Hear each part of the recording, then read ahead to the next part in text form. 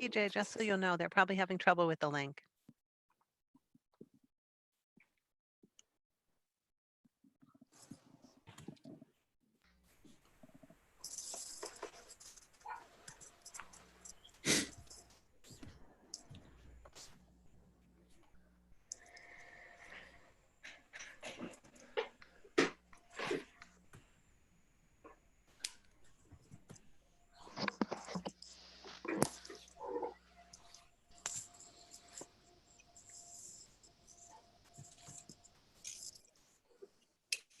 All right.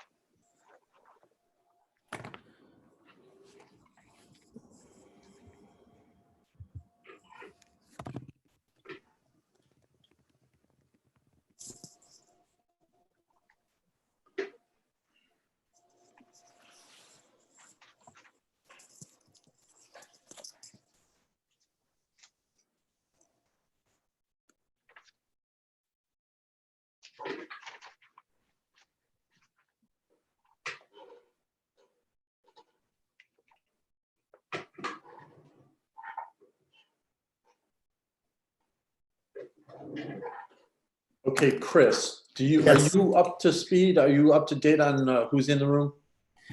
Yes. Great. Do you want me to get you a quick number? There's a number of participants is 48, so I'm assuming that's close, and that's Chris. What do you have for number? Are you up to date on who's in the room? Yes. Great. Do you want me to get you a quick number? There's a number of participants is 48, so I'm assuming that's close, and that's There we go. Sorry about that. Yes, we're at 45 delegates. Well, wait a minute. People are still entering.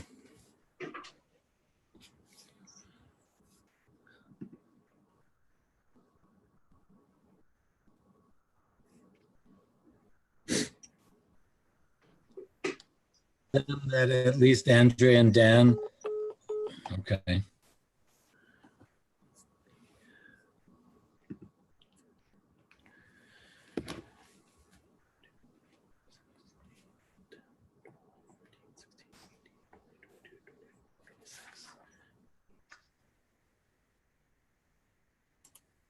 We have 43 delegates in the room at the time.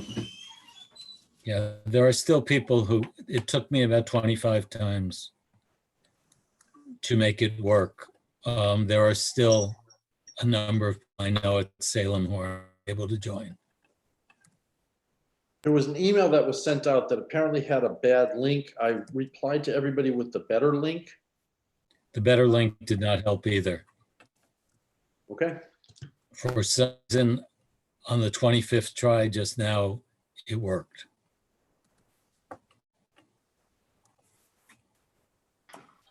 Hi, it's Nancy. I had an issue with the password.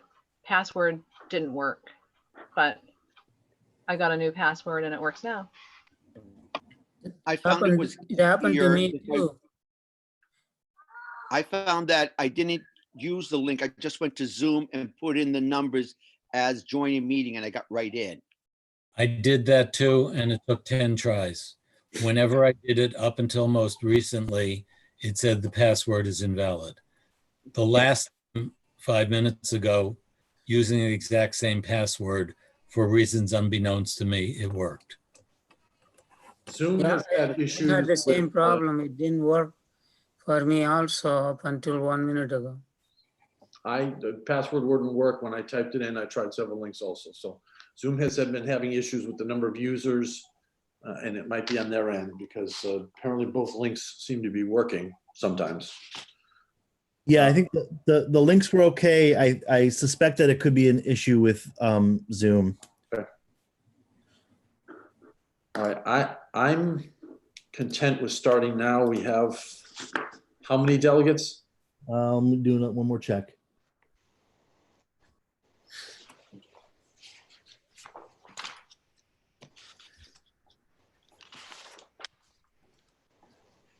51 people are logged in. We have 43 delegates, 42. 44. What it says at the bottom of the screen is 51 but for participants, for what that's worth. But we had 66 who had signed up to attend. I'm in, the parliamentarian is in but doesn't count. Chris Gullen is in but doesn't count as a delegate. Roberta, And I'd have to go through and check the names, but. And of course, they're alphabetical by first name. Not counting the people who are in the room who do not count, we have 46 delegates, and I'm about to let in the 47th.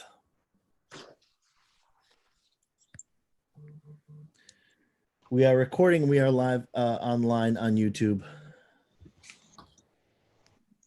Okay. Then I think we should start. Chris, you're okay with, you have the ability to add people in as we're moving along, correct? Absolutely. All right, thank you. All right, so it is 4:12 p.m. I'd like to convene the meeting.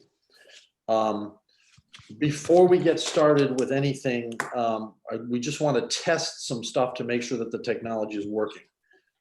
Could people raise their hand using the raise your hand feature? Which I believe, if you click on the, sorry, let me just get this back to where I was.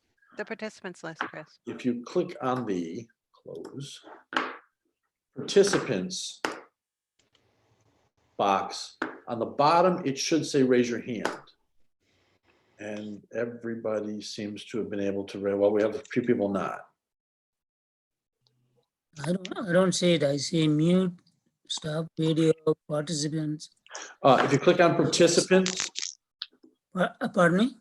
participants, Yeah, when that opens up, delegate from there's a list of names. At the bottom, it should say raise hand, yes, no, go slower.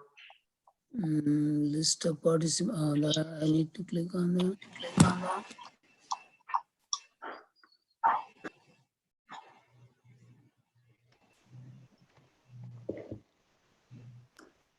You see at the bottom of the screen, something that says participants, chat, share screen. Yeah, I see 56 and I clicked on the participant. Okay. I see my name. Okay. If you look at the bottom of that list, there should be a little blue hand.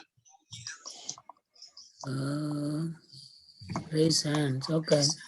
Okay.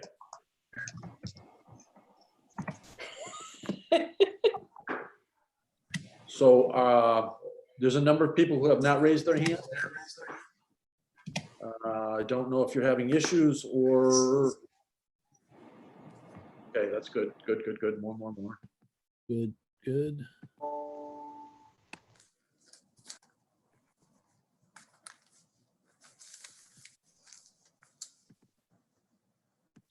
I'll try to ask the person in the other room to stop singing.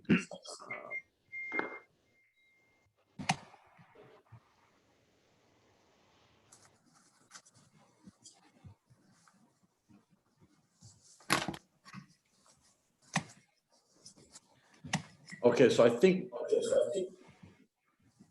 most people are okay with the raise your hand.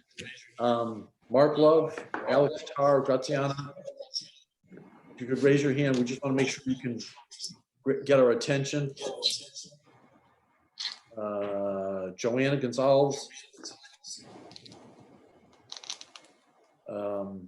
Weirman, Smith, Kelly, O'Connell. Roberta should be my assistant. Virginia. Our James is our consultant. Kendrick, the parliamentarian.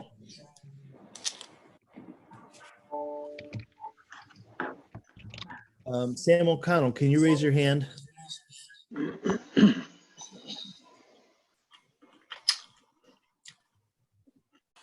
Did that work? That's the clapping. So you want to go down to the participants where it says raise hand. Oh, I see. I don't have that option. Oh, wait, there it is. Yeah. Yep, that's it. Mark Holland, Mark Love, Graziano. Here? Can you, there's a raise your hand feature. Sorry? There's a raise your hand feature. Can you see the blue hands?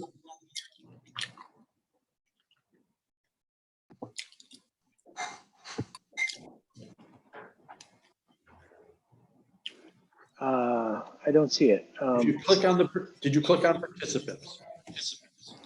Oh,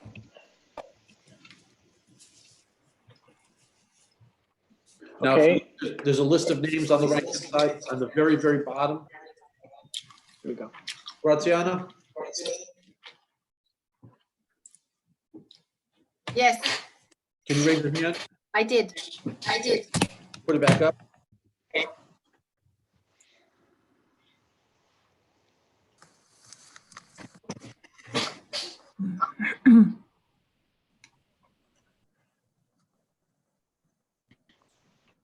All right. Is Mark everybody Love? able to raise their hand?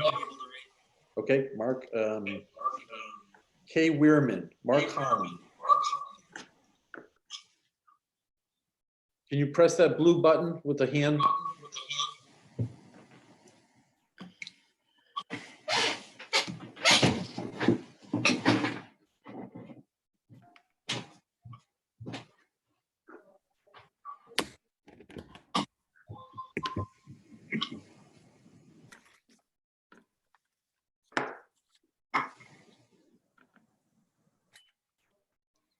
Or is there anybody who believes they cannot get our attention?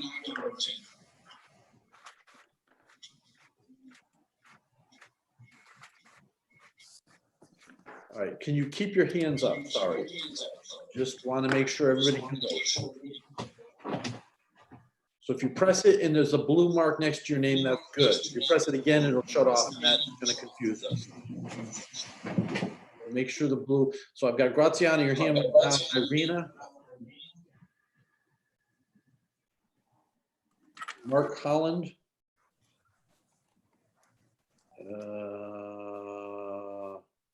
Mark Holland, there you go. And the last person I have is Kay Weirman.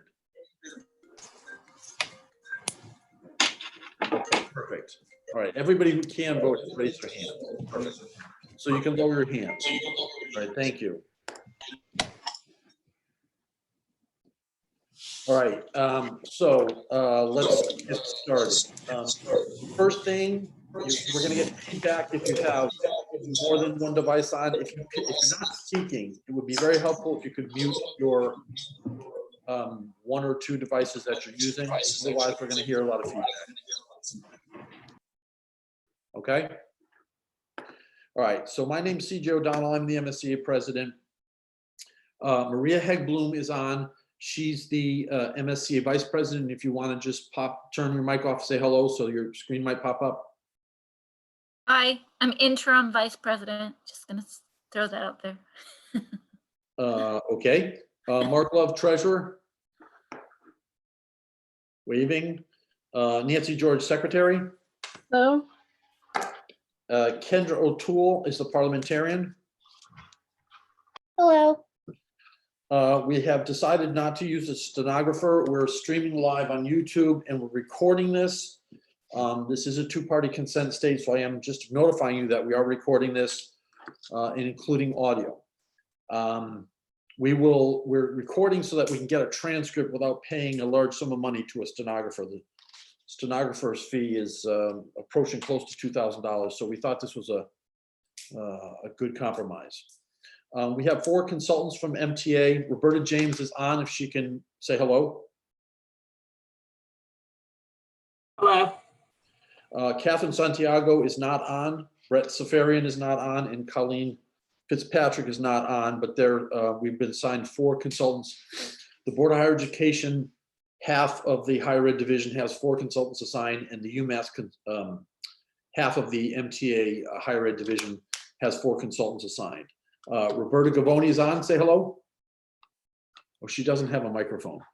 She helped set up the meeting and take care of all the arrangements. Very grateful to her. Chris Gullen is, at least in my upper right-hand corner, at the airport, waiting for his flight. He's going to run the Zoom meeting. So if you have issues, he's going to try and watch the hands as they come up, so I can keep running through our script here.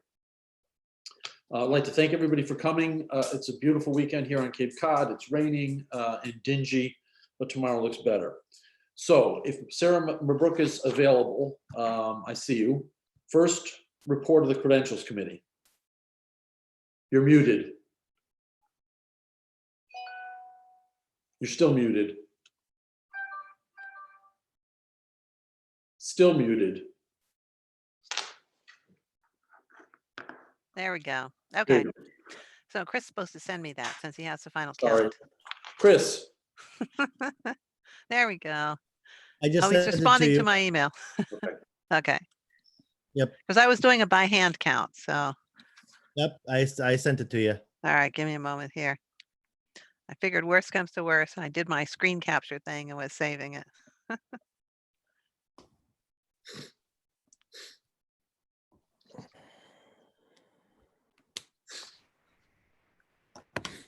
The slowness of the iPad and the transfer of the email. Sorry. in the meantime, There we go. Got it. 48.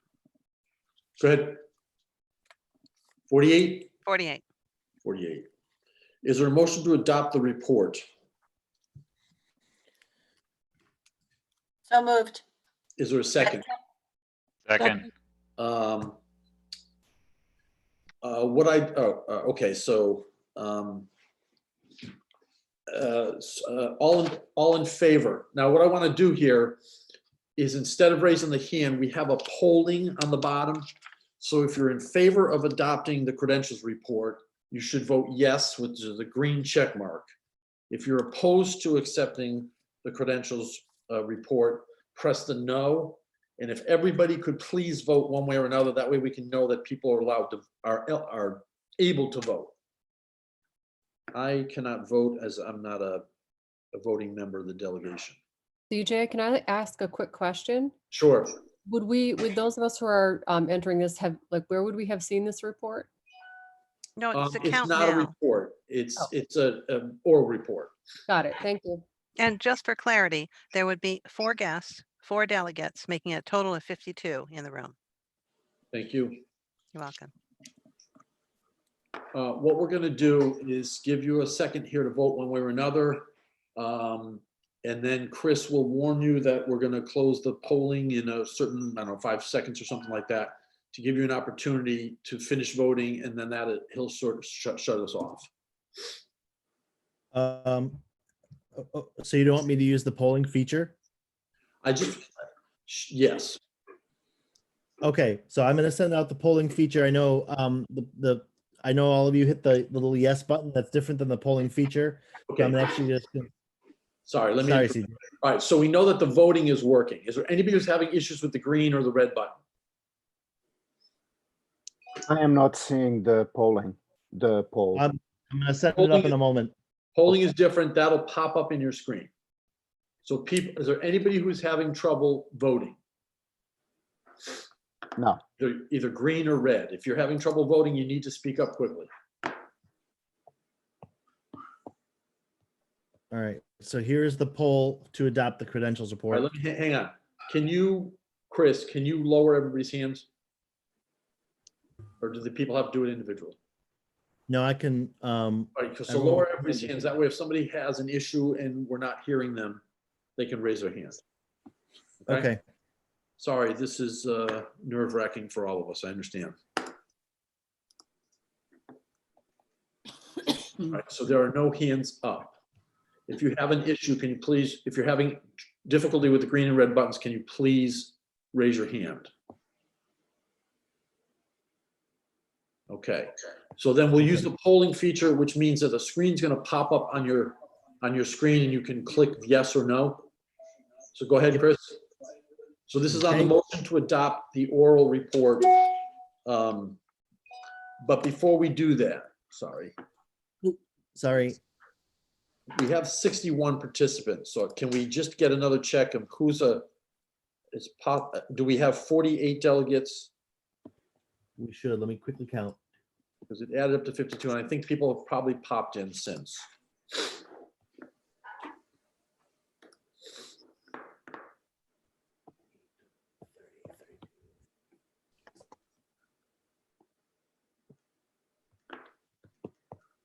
We have 53 delegates. Okay, so we have 53 delegates now. And if people come in or leave, we're just gonna have to go with the numbers we have reported in front of us. And how many guests? I believe that's 3 guests.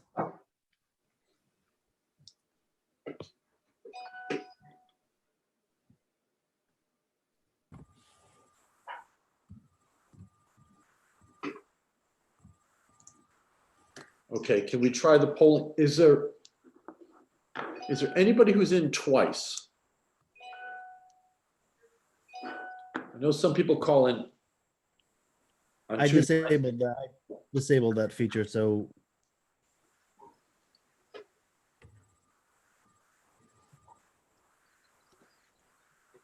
Can you tell us the names of those guests?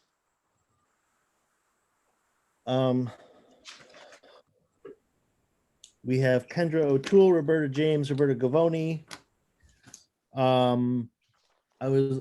also have CJ, Maria, Mark Love, Nancy George. Okay, but Maria is also a delegate, so I think the problem is some of these people. No. Hello, I'm a Yep. delegate. No, I said Maria. Yes, but I thought that Chris said that I was not a delegate, so I just wanted to make sure No, that you realize I'm a delegate. Yep. Your name is on the list as a delegate. Yep.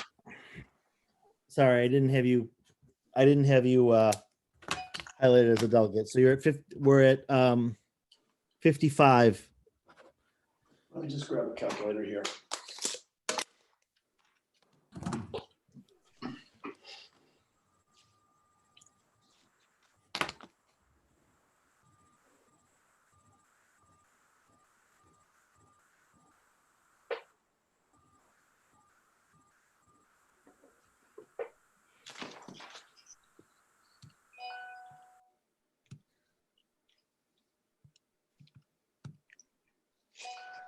All right, the number of delegates at 66 is not correct. Wait a minute, 66, 64. It should be 64.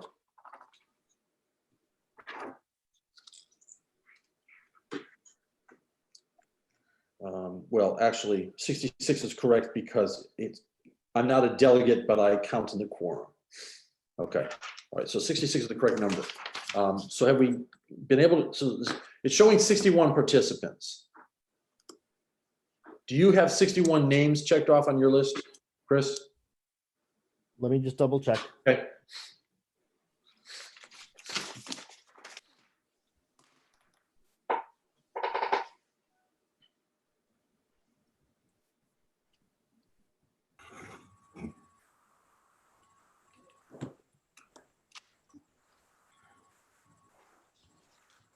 Yes.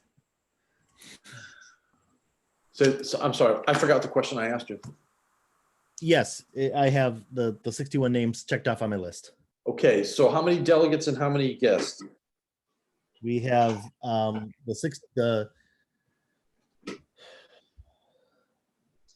we have 56 delegates and 5 guests. Okay, 56 plus 5. Add up to 61. I'm sorry. Okay. No, it's Chris. Thank you. That's fine. Don't worry about it. So 56 delegates and 5 guests. It's been moved and seconded to adopt the credentials report. We're going to use the polling feature now. Vote yes to adopt the report, no not to adopt the report. We can do that now. And Chris will warn you when we're going to shut the polling off. All right, it looks like everybody has voted. 3, 2, 1. Okay, All right. so it passes by a percentage of 98 to 2. We will translate that into actual votes later on because we can get a report. The second thing, I should mention at this point that on the web page, all of the reports are posted. Let me get to the right page. I updated the agenda. Just to let you know, I moved the new business item that we talked about last year to a new business as opposed to an old business item on the advice of the parliamentarian. We'll still take them in the right same order. It's just technically still a new business item, not an old business item. So unless there's an objection, we'll consider it as a new business item. If there's an objection, either speak or raise your hand. Okay. Adoption of the standing rules. There were no amendments received in 3 hours of the meeting. So the standing rules are posted on the website. Is there a motion to adopt the standing rules for this meeting? So moved. Is there a second? Second, Moved and seconded. Rayla. No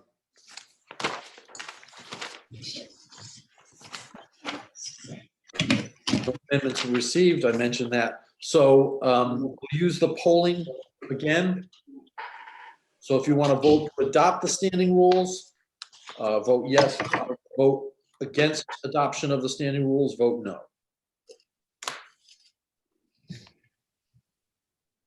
And the poll is in progress.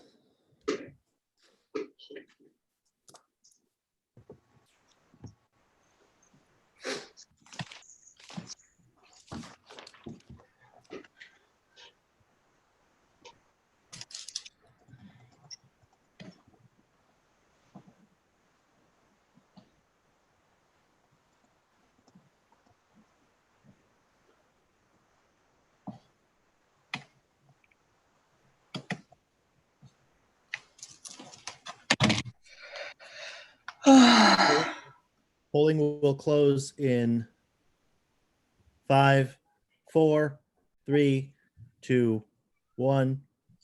Polling has ended. Passes unanimously. Sorry, I muted myself. All right, thank you. Adoption of special rules. The parliamentarian suggested special rules since some of the standing rules, or since the operation is not how we normally operate, which in other words, somebody doesn't come to a microphone to be recognized and such. So these are proposed special rules, they're amendable, are posted on the website. They're one page. I'd prefer not to have to read them all, but we can if I need to. The light. Be able to see. So is there a motion to adopt the proposed special rules? I So move moved. to, yeah, Go ahead, Virginia. I move to adopt them. Is there a second? Second. All right, it's been moved and seconded. I just realized that for the record, we're going to need people to say their name and chapter affiliation so that when we go back to the transcript, we'll know who was speaking. I'll try to remind people. Been moved and seconded. Any discussion?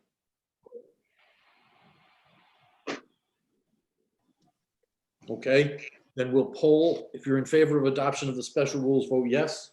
If you're opposed, vote no.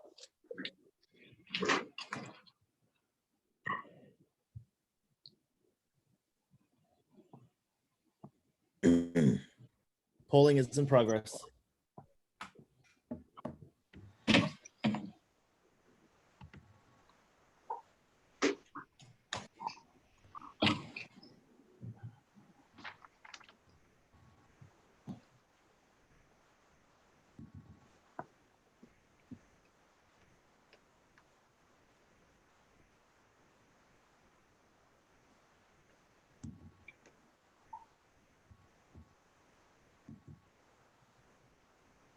Polling will close in 5, 4, 3, 2, 1.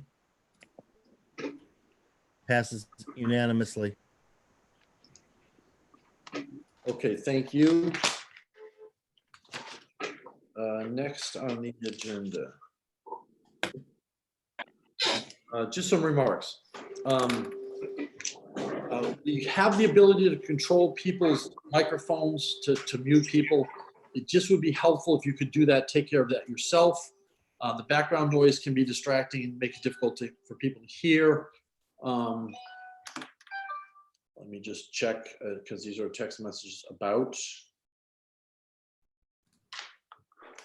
I have a raised.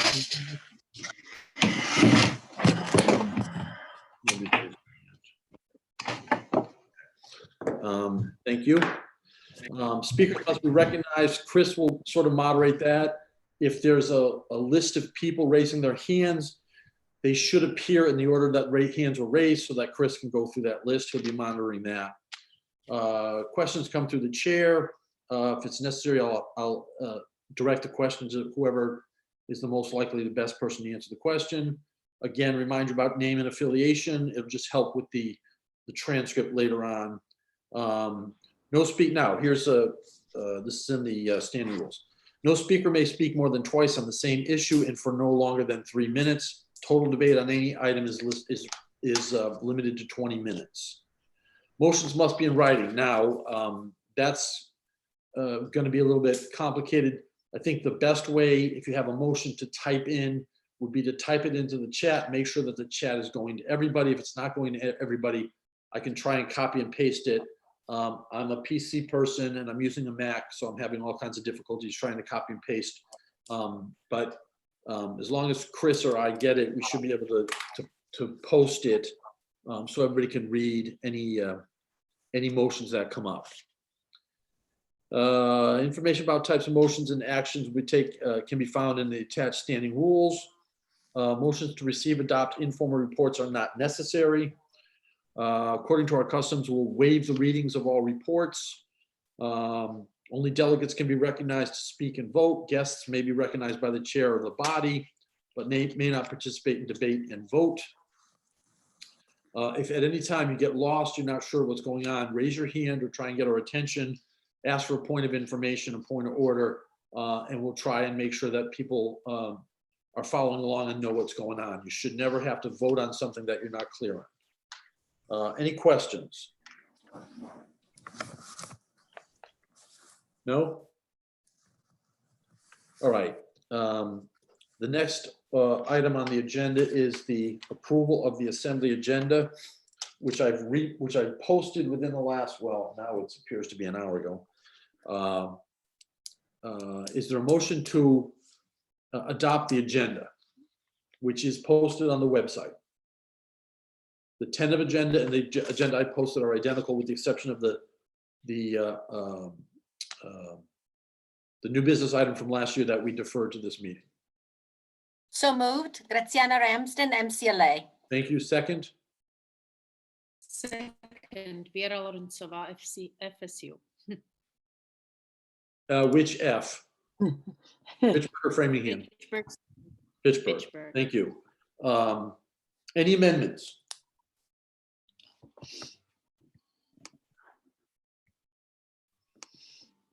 Okay, then we'll use the polling. I wasn't able to unmute on time. Go ahead. I would like to move to change the order of the agenda. We move new business up behind number 8, the president, the officer's report, and before number 10, the committee reports. And I can give a reason for that. Is there a second? Second, Dan Mulcair, Salem State University. So do you want it to go after the officer reports, but before the second report of the credentials committee, or after the second report of the credentials committee? Go after. Okay. So it'll go between 9 and 10. Correct. Any just you want to speak to your motion? Richard? Yeah, because of the crisis that we're facing, even more so with the attempt of the Council of Presidents to cancel negotiations or postpone negotiations, all of which is part of this austerity. We need a strategic approach to the forthcoming year. And there is an NBI below addressing strategy and tactics for the forthcoming that would address such things as what the Council of Presidents is now doing. I'm sorry. Discussion? I have Joanna Gonzalez. Yes, I'm just concerned that we got started a half an hour late. And I want to make sure that we have time to take care of the orders of the day, but also to address this important issue.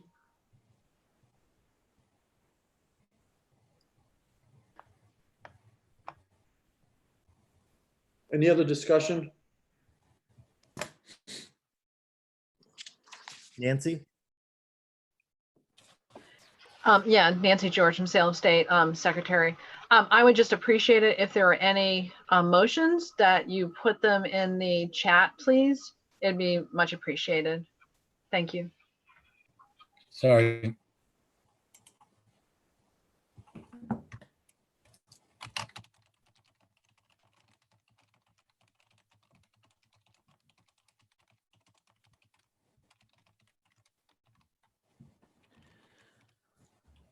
I will also put that motion in the poll so that everyone knows what they're voting on. I just realized I was muted. Did anybody hear what I said about where it goes? The amendment is to move new business items, which is item number 14, to between number 9 and number 10.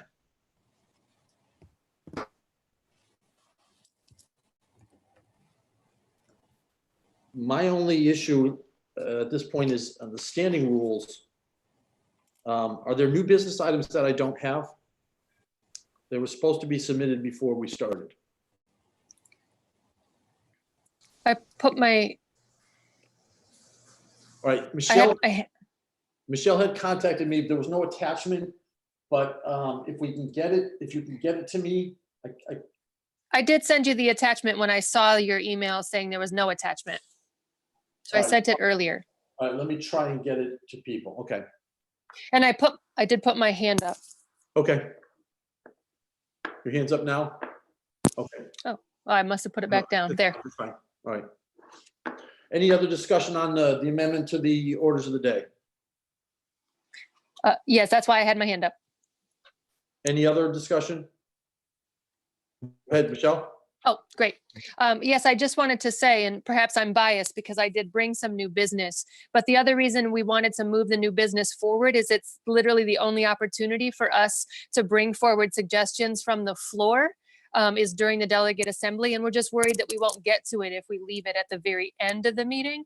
But we did want to make sure to leave it after the officers' reports because I know there's really a lot of important things to say. But we were just hoping to make sure to move that one opportunity we have to bring motions from the floor forward so we don't lose quorum and run out of time, because at least when you have a written report that can still make its way to the membership. So just wanting to speak to the rationale for why we were asking to move it. Thank you. Thank you. Anyone else?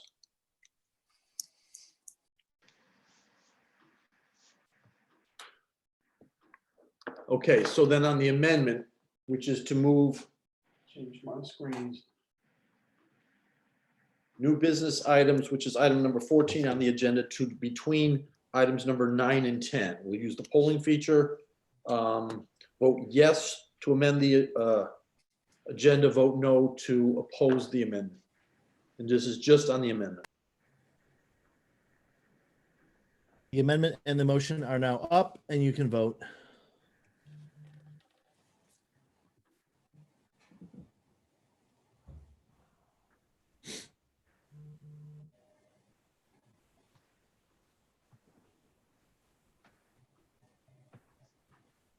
Closing voting in 5, 4, 3, 2, 1.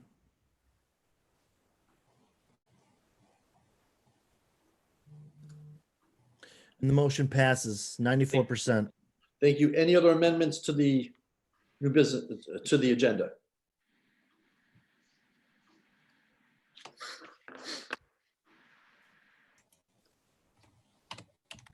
Okay, then all in favor of the agenda as amended, vote yes on the polling. Opposed, vote no on the polling.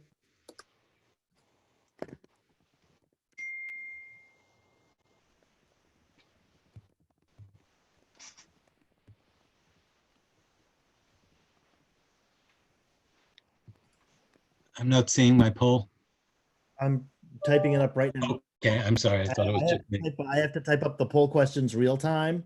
No, you're good. I just thought many bad things Nope. happen to me on computers. All right, launching the poll. All in favor of the agenda as amended. The poll is live now.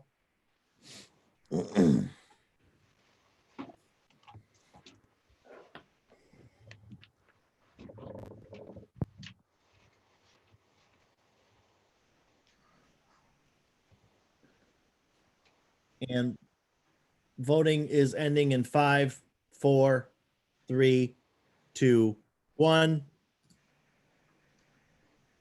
And it passes 94%.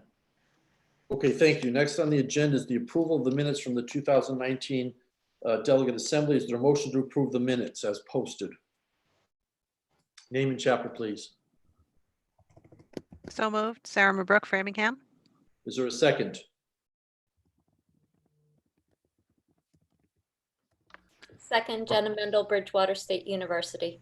Moved and seconded. Any amendments to the minutes?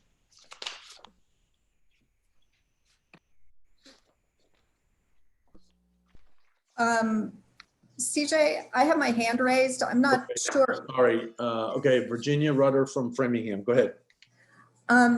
So I'm not sure whether this should be an amendment or it's just a question about the minutes. There were two things that we approved in the minutes last time about the bargaining action coordinator and the organizing and unity coordinator. This was in the treasurer's report where we struck the editor and archivist and added these things in order to do more organizing and more outreach. In fact, we've had a pretty good year doing that, but these things didn't actually happen. And I don't know whether that's something to amend or something. I'm just not sure what the best way is to address that. So the question isn't on the minutes. It's on whether or not that those positions were appointed? Or is it, or are the items not in the minutes?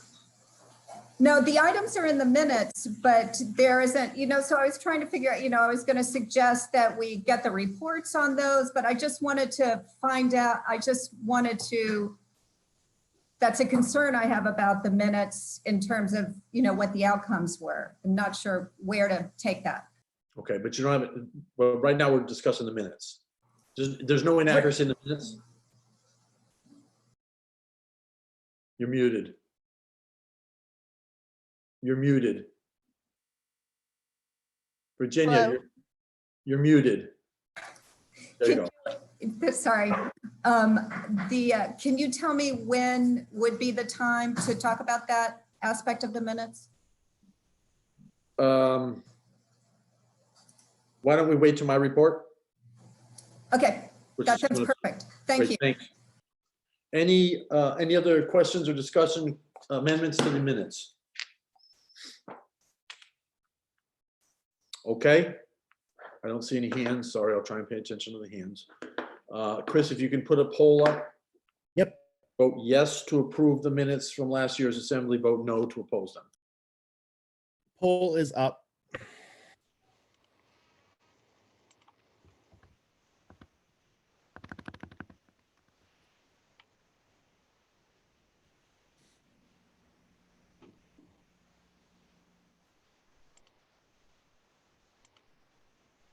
Voting ends in 5, 4, 3, 2, 1.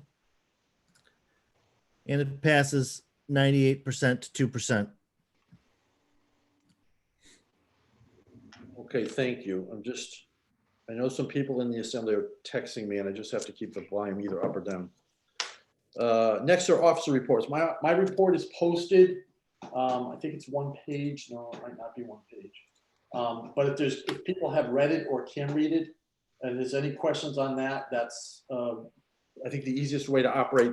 But on Virginia's question, I have not appointed to anybody to those positions, but I intend to, particularly since we're in bargaining now. We think. You have anything else you want to? Okay. So I understand it's posted, and it's not the best way to operate. But if there's any questions about it, if you can scan it with your eyes, I meant. Take a look. I was incredibly impressed with the way faculty and librarians were able to adapt to this instant. We all have to go online and teach remotely within the matter of 7 days or 14 days. So without a lot of bumps. So if anybody has any questions about my report, I'd be happy to answer them. Go ahead, Michelle. Just had a follow-up question to Virginia's question with the positions, because when I went back and reviewed the minutes, I was like, oh yeah, we created those positions. Are those going to be like one-year appointments? Can you just say anything more about your plan for those? Those are, you mean the length of the term when people are appointed? Yeah, for those positions we created. You said you were going to do the appointments. I just wanted a little more information. I hadn't thought about that. I mean, the positions are still budgeted for in this year's budget. I hadn't really thought about the term. Okay, thank you. Nothing specified in the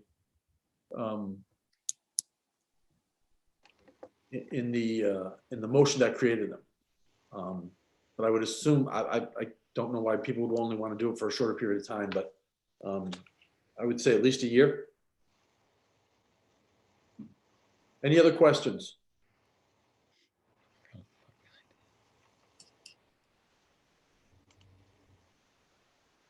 Okay, seeing no hands, Vice President. Maria, I didn't have a copy of your written report to post. Yeah, I have it here. I'll send it to you after the fact. I'm sorry, I didn't quite realize. I thought I was supposed to give an oral report, but I'll send it so people can read it. Oral is fine if you want to summarize something, but if you can send it to me, I'll post it on the website so people can read it. Okay, I will just summarize a few things. My report focused mostly on, as the Vice President, one of the roles is to be consideration of the legislative issues that matter to our union. So my report just summarizes a number of those that have been the focus of MSCA as well as our MTA union. Highlighting a few of these, one important one has been the Freedom to Join bill that was passed early this year. A few things to keep in mind with this are that this bill provides our union with the right to receive new hires information within 10 days of their signing a contract. So this provides us with some really good tools to be able to do organizing and to increase our membership, particularly for new members. This is going to matter more and more as we face this post-Janus world that we're in. And I think we're still trying to figure out how to make use of that new law, put it into practice for our own statewide, and also how to help local chapters figure out how to utilize this information. But I think that should be one of our focuses next year. The Fund Our Future campaign, many of you probably have already been involved with this. You know, this is the big push from the MTA to increase funding for higher ed. We had a number of our own MSCA members met with the Joint Committees on Higher Ed when they came to their campus, advocating for this funding, focusing on issues of student debt, of infrastructure issues, as well as the plight of our adjunct faculty. We had a number of people show up to Public Higher Ed Advocacy Day. We had a good turnout of MSCA folks there. A number of other forums and events have been organized by MSCA chapters and held on their campuses, drawing attention to the lack of funding and the need for more state funding. Right now, the Cherish Act bills are sort of on hold, and I believe that the MTA is working to kind of refigure this campaign given the current crisis and the moment, and think about hopefully fighting the austerity measures that were already pointed to earlier in this session.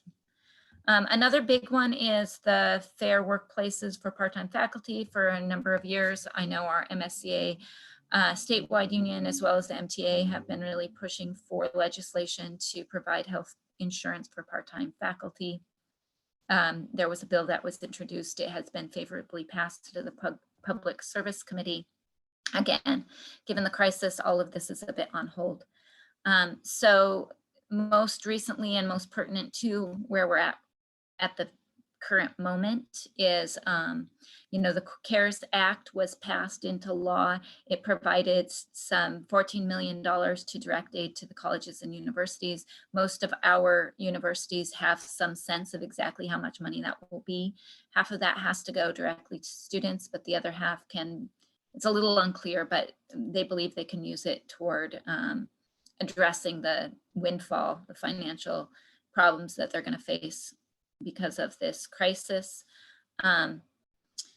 The Massachusetts, as we saw, and maybe some of you got to read the letter from the Department of Higher Ed, but $2 to $6 billion shortfall for the state. Generally speaking, higher ed has not fared very well in these situations. MTA provided some ideas that we could be looking at cuts anywhere from 7 to 25% in terms of the appropriation from the state. So that's kind of the focus right now. One, I guess, benefit that we should, maybe not benefit, but thing that I hope all of you are sort of aware of is the adjunct health insurance bill, actually not the exact same bill, but given this crisis, there has been some renewed interest in addressing this problem.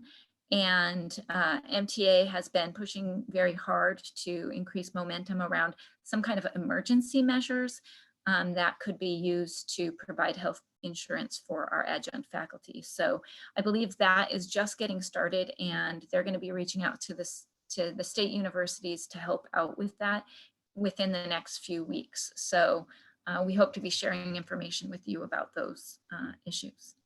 So that's just a brief sort of overview of some of the legislative information and a bit of where we're at the moment. Any questions? Raise your hand.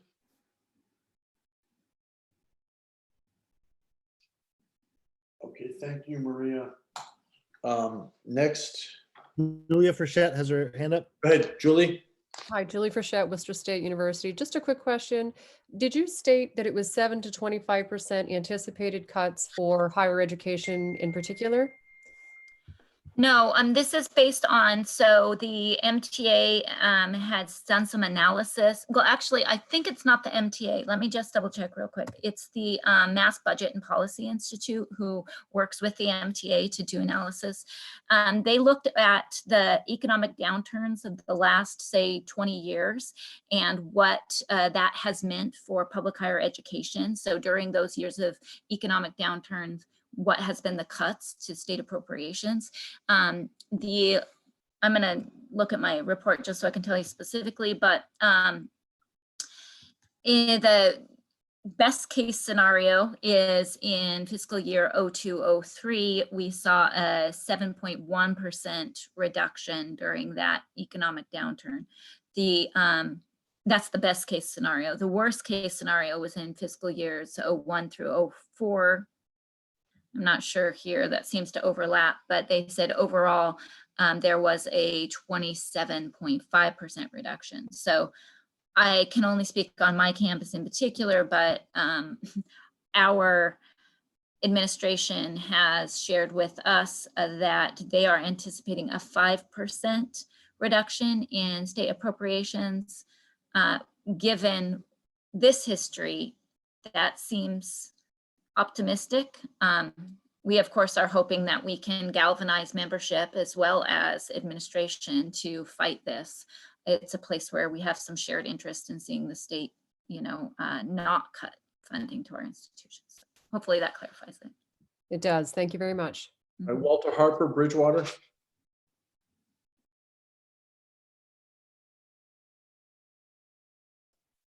Walter? Walter, you have your hand up, but your mic is muted. Walter?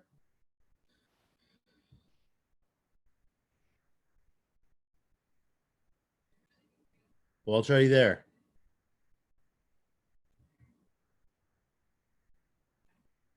Go ahead, Walter, your mic is open. I am muted, Walter. All right, Walter, if you have a question, can you type it in the chat? Since we seem to be having a bad mic issue.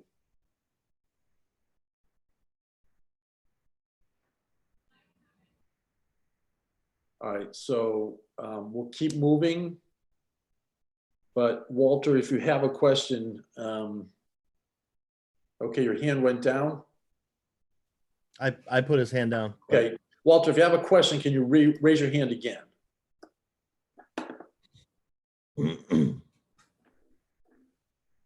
Okay, all right. Your mic's not working, I don't think. So if you can get to the chat, can you type in the question? Or if you have my cell phone number, can you text me or call me?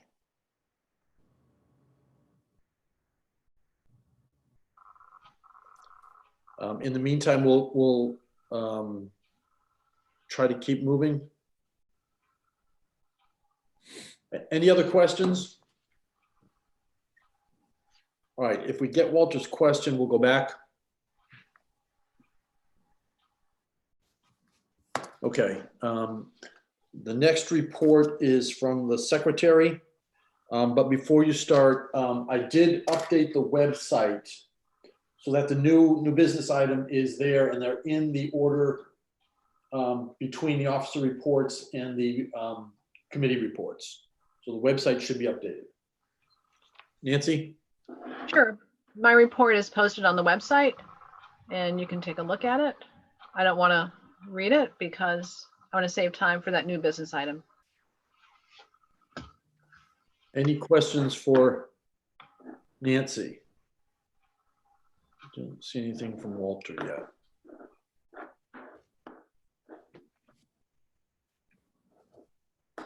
All right, then we'll move to the treasurer's report. Mark, we have the audit report, we have the budget, and then the dues. Do you want to do the audit report first? Yes. Go ahead. It's posted on the website. It runs for 13 pages. The good news is I'm not going to read the entire 13 pages to you, but you should know that the MSCA does subject itself to an audit every year. For those of you that serve on other not-for-profit boards, there's an audit, there's a review, and there's a compilation. Our bylaws call for an audit. The audit was as of June 30th, 2019. It was presented to the board in draft form in September of 19. It was approved by them in final form in October of 19. It is what is regarded as a clean opinion, an unqualified opinion, if you will, indicating that the financial statements and the books and records of the MSCA are in accordance with generally accepted accounting principles, which doesn't sound like much, but that's essentially the auditor's good housekeeping seal of approval. I think it's important to note that on a June 30th year end, the audit was completed on August 22nd. You don't complete an audit that quickly if your books and records are not in good order and not auditable. So that's a lot to be said for the board and for the staff at the Treasurer's Office at the MSCA. So with that, I would either entertain questions or move acceptance of the auditor's report. The acceptance of the auditor's report has been moved. Is there a second? Second, Okay, Miranda moved and Lamb seconded. from Salem Sorry, who seconded? Miranda Lamb from Salem State. Okay. Any questions? Joanna? Yes, thank you. This is a question for you, Mark. I'm just wondering, what kind of reserves does the MSCA have in the event of, significant reductions in dues? And how long could we operate without significant dues? Well, the short answer is quite a while. I refer you to page 4 in the audited financial statements, which admittedly is 10 months old, but at that particular time, we had $500,000 of operating cash and $2.4 million worth of investment funds. So that would hold us well for a long period of time. Unfortunately, the investment portfolio has changed since the audit report, but we're still in strong financial position. Okay. All right. Any other questions?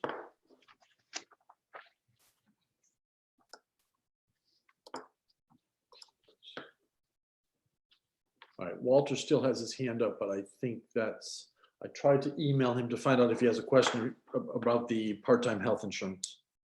If I get a response, I'll let people know. All right. So the second item for the treasurer is the FY21 budget. I think the best way to do this is to let the treasurer go through before we start. Go ahead. I just sent you a quick message. It's a secret. He just moved for the auditor's report. Oh, I'm sorry. So we haven't voted. Correct. Got it. Thank you. You're welcome. So if Chris can type up something to poll on the auditor's report. Sorry. Thank you. Yep. Launching a poll to accept the auditor's report. You can vote now.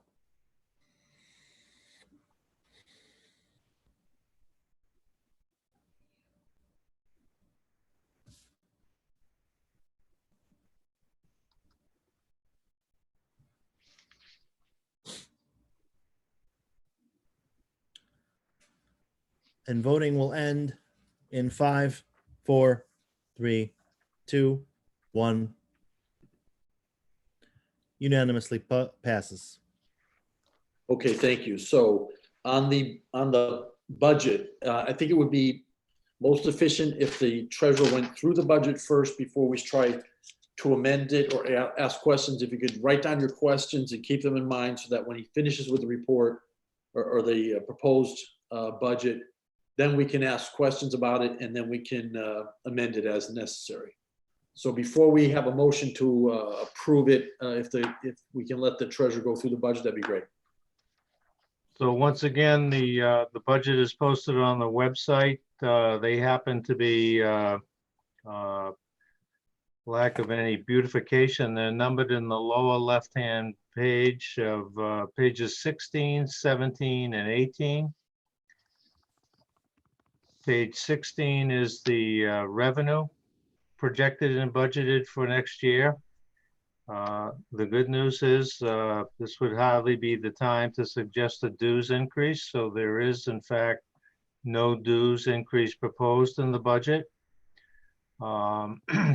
There is a little bit fewer members budgeted this year. There's always a question, what's the impact of Janus on our budget? And frankly, it has impacted us, but it hasn't devastatedly done so. But we are budgeting less members for the 2021 budget than we did for the 1920 budget.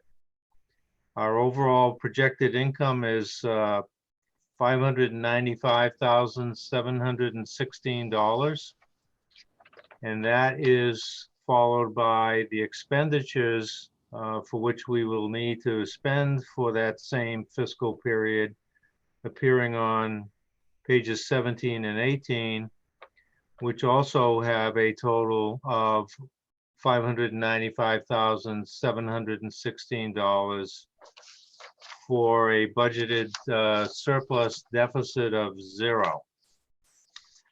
You might think that we magically did that, but in fact, we increased our investment income by $95 to make it come out to 0. So arguably, we're maybe $95 to the red, but I think the investment income was conservatively reduced this year from last year as well by nearly $15,000 in view of the market conditions. So it's a balanced budget that we're proposing with no dues increase. And with that, I'll entertain any questions. Any questions on the anticipated income page? Okay, on the budget, Mark. Sorry, Michelle. Yes, Mark, I had a question. I think I was following along. We have so much technology right now. I believe you were talking about page 16, where Yes. you were talking about the expected dues. Yes. And it looks like we have current and projected number of members. It looks like it's the same. So does that mean that we are not anticipating the loss of members in this year, given the stuff we're hearing about massive layoffs of adjuncts? Yeah, actually, in the far left-hand column, Michelle, the current members are actually higher than that. They're, for example, there's 1750 was budgeted last year and only 1740 this year. If you drop down to the 9 to 11 credits, 330 were budgeted last year, only 282 are budgeted this year. So while it's not unfortunately reflected on the schedule, it is reflected in the budget calculation that we did work on. So Okay. there are fewer members budgeted for dues income this year. And I didn't see it on here, but what percentage is that you're calculating in, like a loss of? Well, we were Like from pretty conservative because it's difficult for us to tell what the impact is going to be. So on April 3rd and April 9th, when the board met, we did not reduce it by 15% or reduce it by 20. We're just trying to determine that we don't know what the fallout's going to be, if indeed there is going to be any fallout. Okay. Now you. we're hearing the same things you're hearing in terms of focus on retaining full-time faculty, but maybe not so much part-time faculty. But if all of the part-time faculty were replaced and none of them were members, which I don't suspect would be the case, the impact would only be about $10,000. Would cause Okay. cause a budget hit, but would not cause a financial hit to the organization as a whole. Okay, thank you. All right, before I go to the next speaker, the anticipated income sheet is also a separate item, so people don't have, I saw Michelle's turn it. It's in sideways in the report itself, but there is a separate item on the website under the treasurer's points, a second item that is portrait, not landscape. So it might be easier to look at. So the issue with the anticipated income is we're looking at it compared to the actual numbers now, but that's not what we actually budgeted for last year. Any other, Miranda Lamb, question?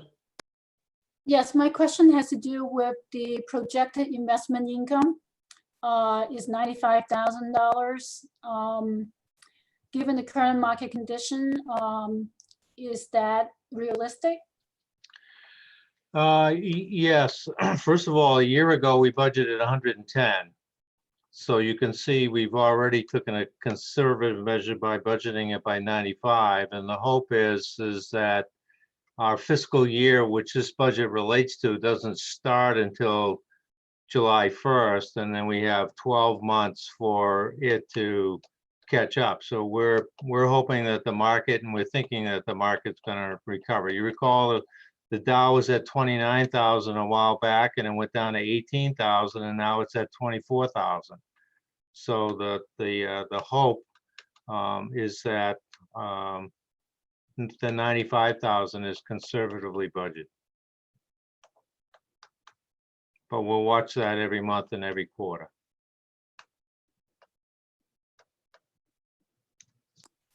Okay. All right, so Mark, do you want to go over the budget or vote on the dues structure first? Do the members want to hear a review of the budget before we vote on the dues structure? Or do you want to vote on the dues structure and then deal with the budget? I think you probably should vote on the dues structure, and then secondly, I think you should vote on the income that's been budgeted. Okay, so is there a motion to approve the dues structure and the anticipated income sheet, the information in that sheet? Is there a motion to do that? Mark, you can move it if you want. So move. Is there a second? Second. Don Don Bolins? Mullins, Worcester. Right, is there amendments or discussion or debate on the anticipated income sheet?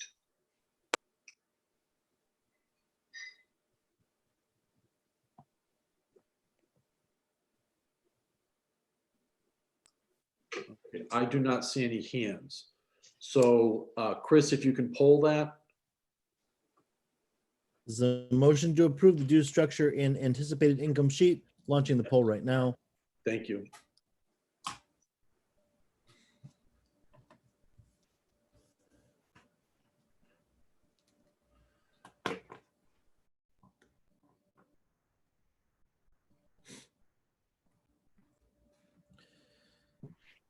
And polling will end in 5, 4, 3, 2, 1. And it passes by 94%. Okay, thank you. Mark, do you want to present the budget and then we'll move it? So on the expenditure side, pages 17 and 18, I think the highlight is probably on page 17. The administrative salaries and payroll taxes, which makes up almost 60% of the budget. What it includes, there's a lot of mention of the new positions. All of those have been refunded and rebudgeted for. It also includes, in most cases, if you look at the left-hand columns of numbers and compare them to the right-hand column of numbers, you'll note that there's a slight increase. There's been a 2% increase in virtually all of those down the line. We actually increased the payroll taxes, and there's been lots of discussion that there may be some deferment of those payroll taxes with some of the legislation and some of the stimulus talk that's being discussed, but we did not factor that in anticipation that such would come to be. So we've actually increased the payroll taxes to correspond with the increase in the payroll. Other than that, I would just bore you to death if I went line by line. Again, mentioning that the board has gone over this line by line on 2 special meetings. So I guess we could basically respond to questions that you have rather than listen to a presentation I would make. Okay, so since there's going to be questions and possible amendments, Mark, can you move the budget? I would move that the expenditures as presented on pages 17 and 18 be approved. Is there a second?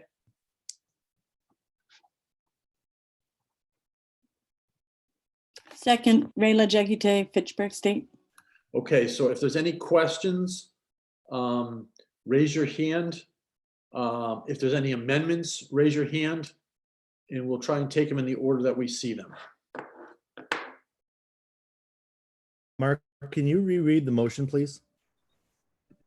That the expenditures as presented on page 17 and 18 totaling $595,716 be approved. Okay.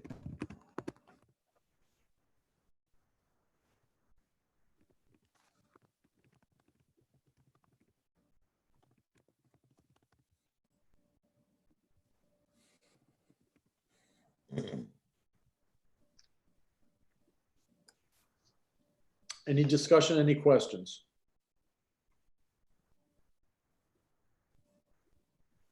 I don't see any hands, so can you poll, Chris? Yep. Thank you.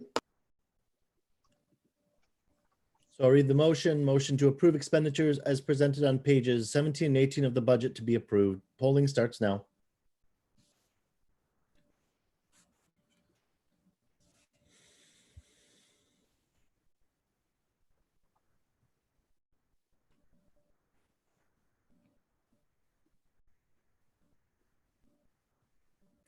Polling ends in 5, 4, 3, 2, 1.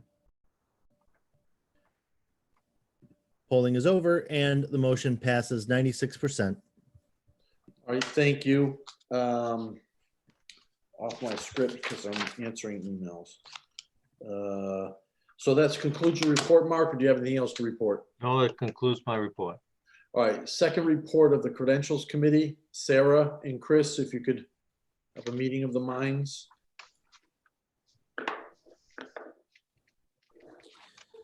All right. I will send Sarah an email. There are currently 65 people in the room. There are 60 delegates and 5 guests. Sarah, you can. I'm waiting for the email. Here it Made comes, sure I had Sarah. multiple methods out here.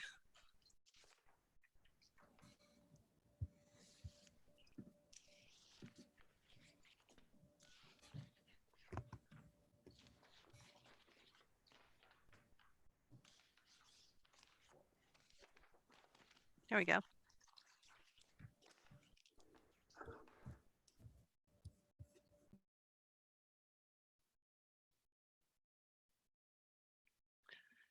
$60 delegates and 5 guests for a total of 65 individuals.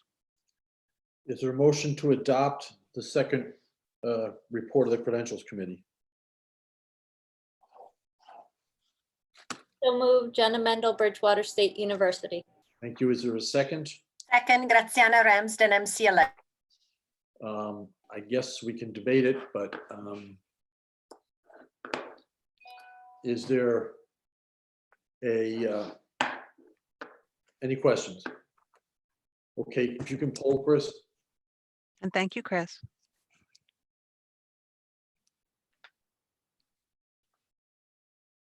You are muted, Chris. Thanks. Motion to adopt second report of the Credentials Committee. Polling now.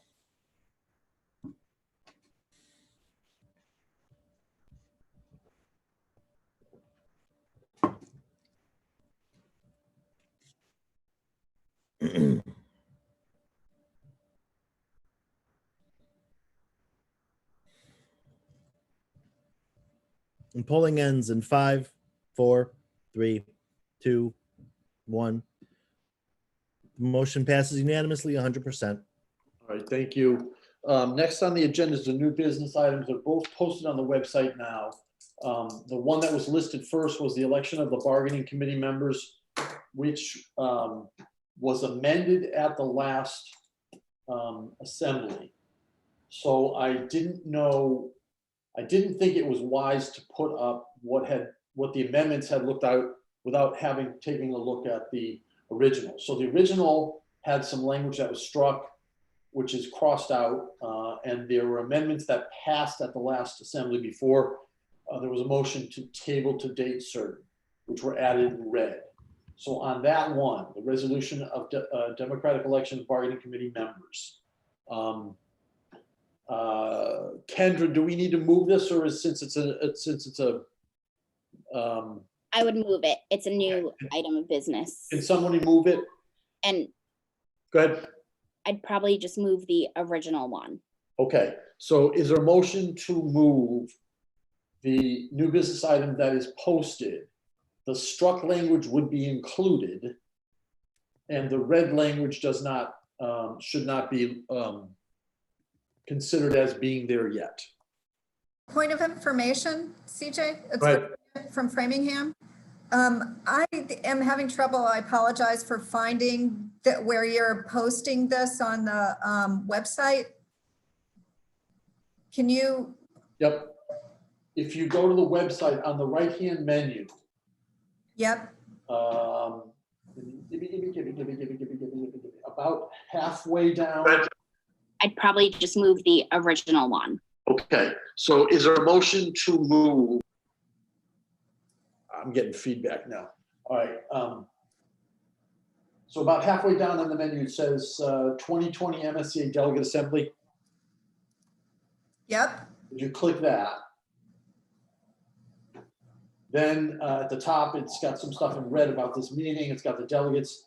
Then it says documents, Constitution, tentative agenda, which should say agenda now. Treasurer's report. Under the treasurer's report, then there's two. It says new business item, election and bargaining, and then new business item, austerity.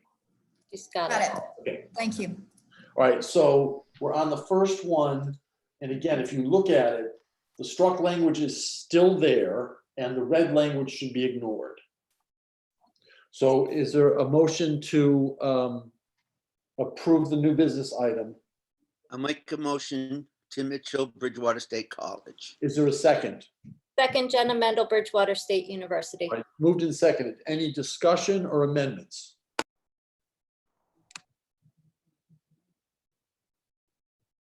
Aruna? I'm a little bit confused. Are we voting on the one without the red language right now, or what are we doing? I mean, it's not. You should, I will try to edit it as we're debating it, but you should ignore the language in red now. Okay. And the language that is struck is still there. So I will try and post it again or email. I can't email it to everybody simultaneously. But Yeah, let me so- try. Okay. Okay. Well, I would like to speak against this for a couple of reasons. You know, I like the spirit of the democracy. I mean, that it means to promote here. And I think that the NBIs we got from the last year were actually really good for bargaining. But with this particular one, I have a couple of issues that I want to highlight. One is that I want to say that the chapter president, who is sort of voted in by the members, right, through a majority vote, is the person who, in a sense, given the nature of their job, is really at the helm of the issues that their membership faces. So the chapter president is the person who kind of has like this global sense of some of the issues that need to be addressed through bargaining. I'm not saying that's the only person, but that becomes a point person given the work that they do. So I also think that the chapter president does need to work in a close relationship with the bargaining committee representative to have this kind of exchange the feedback back and forth, which is sort of helpful for the whole membership. So, you know, I think that breaking that relationship may not necessarily be very productive. And the second point I want to raise is that I come from a university where we vote for our AUC members. And for the most part, that open voting for AUC members is a good idea. But I also I've noticed over the years that only certain people get voted in. You know, when you open out a position like a bargaining committee representative to a popular vote versus, you know, depending on the chapter president to appoint the person that might actually represent the interests of the membership in a holistic way, I think there is a danger of the popular vote not actually being the strong vote, the strong sort of voice that can come forward. I've noticed often in our AUC elections that people who you know, coming from diverse other ethnic backgrounds somehow get left behind when it comes to the popular vote. So I'm worried about all these different issues when you open out such an important position as a bargaining team rep to a popular vote.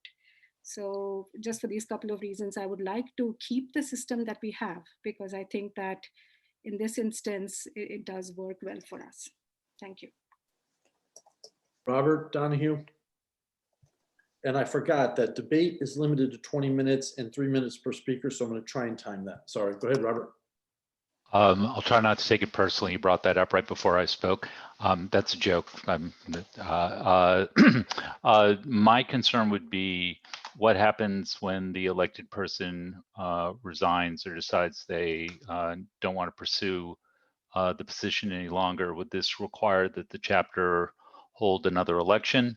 That's an unwieldy process, and just based on the amount of time I've been involved with the MSCA, a lot of times people come into these positions and leave these positions, and I'm just wondering about the implications of this motion for the logistics of replacing someone who might step down from the position in the middle of bargaining. Would that result in a chapter being without representation on the committee? Thank you. 50 seconds. Richard, your hand was up, but you dropped it. All right, Joanna. Hi, yes, I'm actually an alternate for bargaining at Salem State University. So there is a backup plan. We have alternates if a bargaining person steps down. And I just think that the membership should have the ability to elect their representative in a democratic way.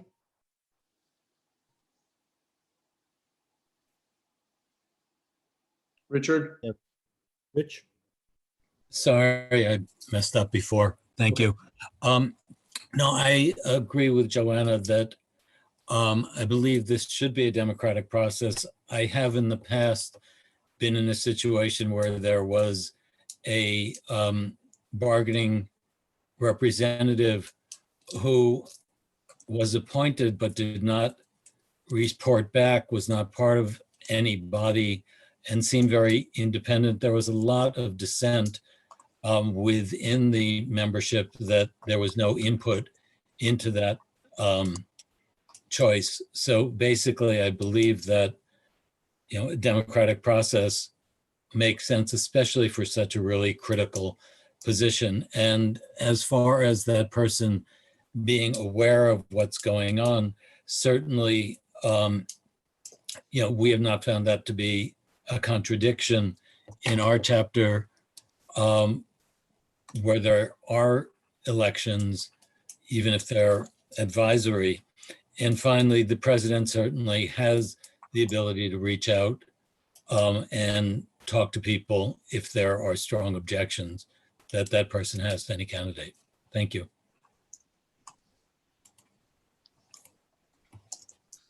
Go ahead.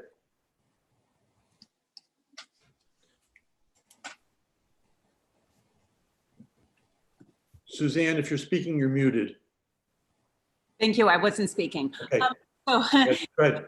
to clarify, we're going with, right now we're discussing this original language wherein the chapter president would make a recommendation to the MSCA president for, based upon the voting of the chapter. Yes? Yes. Okay. Right. How do we, can we make a motion to go to that red language? You can move striking the language that is struck and inserting the language that is read. I'm just about ready to post the old one. To strike that they must recommend and go with the shall consider the election results in making the recommendation to the MSCA president. All right, so before we get a second, I just want to clarify. So do you want to move what we see on the screen? Yeah. Okay, so it's been moved to strike the language that you see as struck. Yes. And to insert the language that is read. That is it. Is there a second? Don Mullins, Worcester State, second. All right, it's been moved and seconded. So now we're debating the proposed amendment. So I'm going to restart the clock for 20 minutes, restart the speakers list at 3 minutes per person. All right, so on the amendment, Suzanne, you want to speak to your motion? I do. I am all for the democratic process, but I also do think that there is, you know, a kind of a limit to what people are wanting.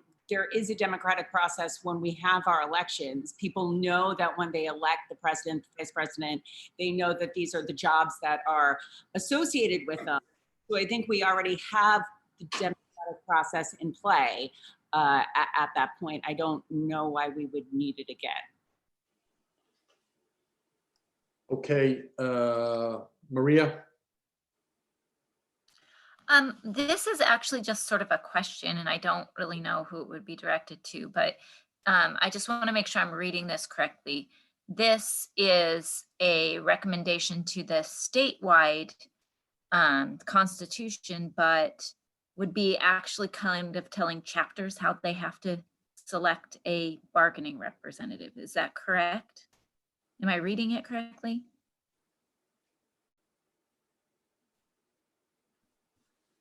Sorry, I just wanted to get back to it.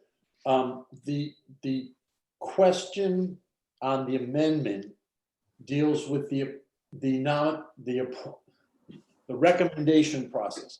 The Constitution says that the chapter president makes a recommendation to the MSCA president. So the change in there would still allow the recommendation to be made by the chapter president to the MSCA president, taking into account the election results. So we require an election, which is basically a recommendation to the chapter president to make a recommendation to the MSCA president. But the requirement of an election is a requirement on the chapters, right? Yes. So it tells the chapters how they have to select their bargaining rep. And then, is that correct? That's the way I'm reading it. Okay. If somebody else disagrees. All right, I just wanted to check on that. Okay. Other questions? Aruna? Sorry. I agree with what Susan said earlier. And I think that even though this process allows for a couple of options to go forward, it faces the danger of creating a schism between what the chapter leadership may have, you know, the chapter president, who the chapter president thinks is appropriate, and who the, the membership may elect by some popular referendum or something like that. So I still would like us to continue with the system that we have in place, because we, in these difficult times, I do not want to be in a position where chapter president is in opposition or maybe in opposition to somebody else, and, create this whole sort of situation where nobody comes out a winner. So I speak against this particular amendment as well. Thank you. Anyone else? Richard?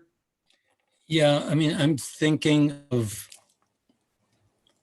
my political science training of direct and indirect elections, and the notion to which the idea that we elect someone to act in our stead where there's a possibility of having direct elections is not a system that is generally seen as democratic, and is frequently criticized in terms of the notion that the electorate, is not sufficiently knowledgeable to make an informed choice.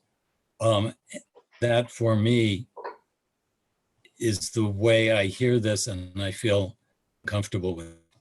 Thank you. May I speak? Dan? Who's Dan turn? and Vicky. I have Dan Mulker is next. Okay. Mhm. Sorry about that. Yeah, I think it's really important for people to be elected by the membership, because I think people who are going to represent them on the bargaining committee need to make a case for what they stand for, what sort of procedures and processes they would like to have in place in order to get input from membership, report back to membership. And I don't think that the president of the union, of the local chapter, is necessarily best positioned to do that. I think that's something that really there should be a close connection with the representative and the membership.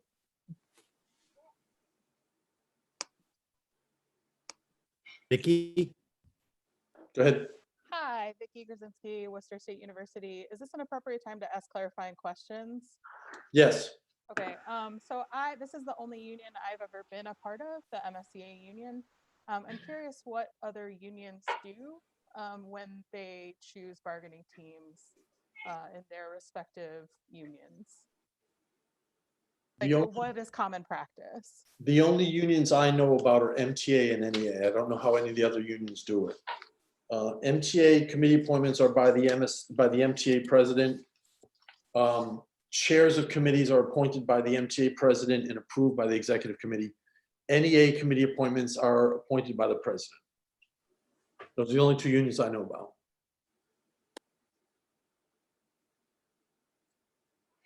Rayla? Yeah, I guess what I'd like to express about this has a little bit to do with experience. I think the bargaining, having been an alternate and having watched a lot of it, it's a lot more complicated than I would have thought. It's a very high risk activity, and if someone comes in without sufficient experience to really get the job done. So my idea would be if we landed with a proposal that had to do with elections, I would like to see something that someone would have to be an alternate first before being the actual, on the committee, or some kind of thing where you'd have a little experience before you were a bargaining committee member. So. Maria? I guess I just would like to say that I'm in favor of, or not necessarily against, electing individuals for bargaining team. I just believe that chapters should have the right to make that determination. And so it would seem to me that a chapter could, in fact, require an election to be held for the position of the bargaining committee member. And I don't know for sure if I'm interpreting this wrong, but I think that a chapter could change that in their own bylaws and have the president of their chapter require that be the recommendation made to the statewide.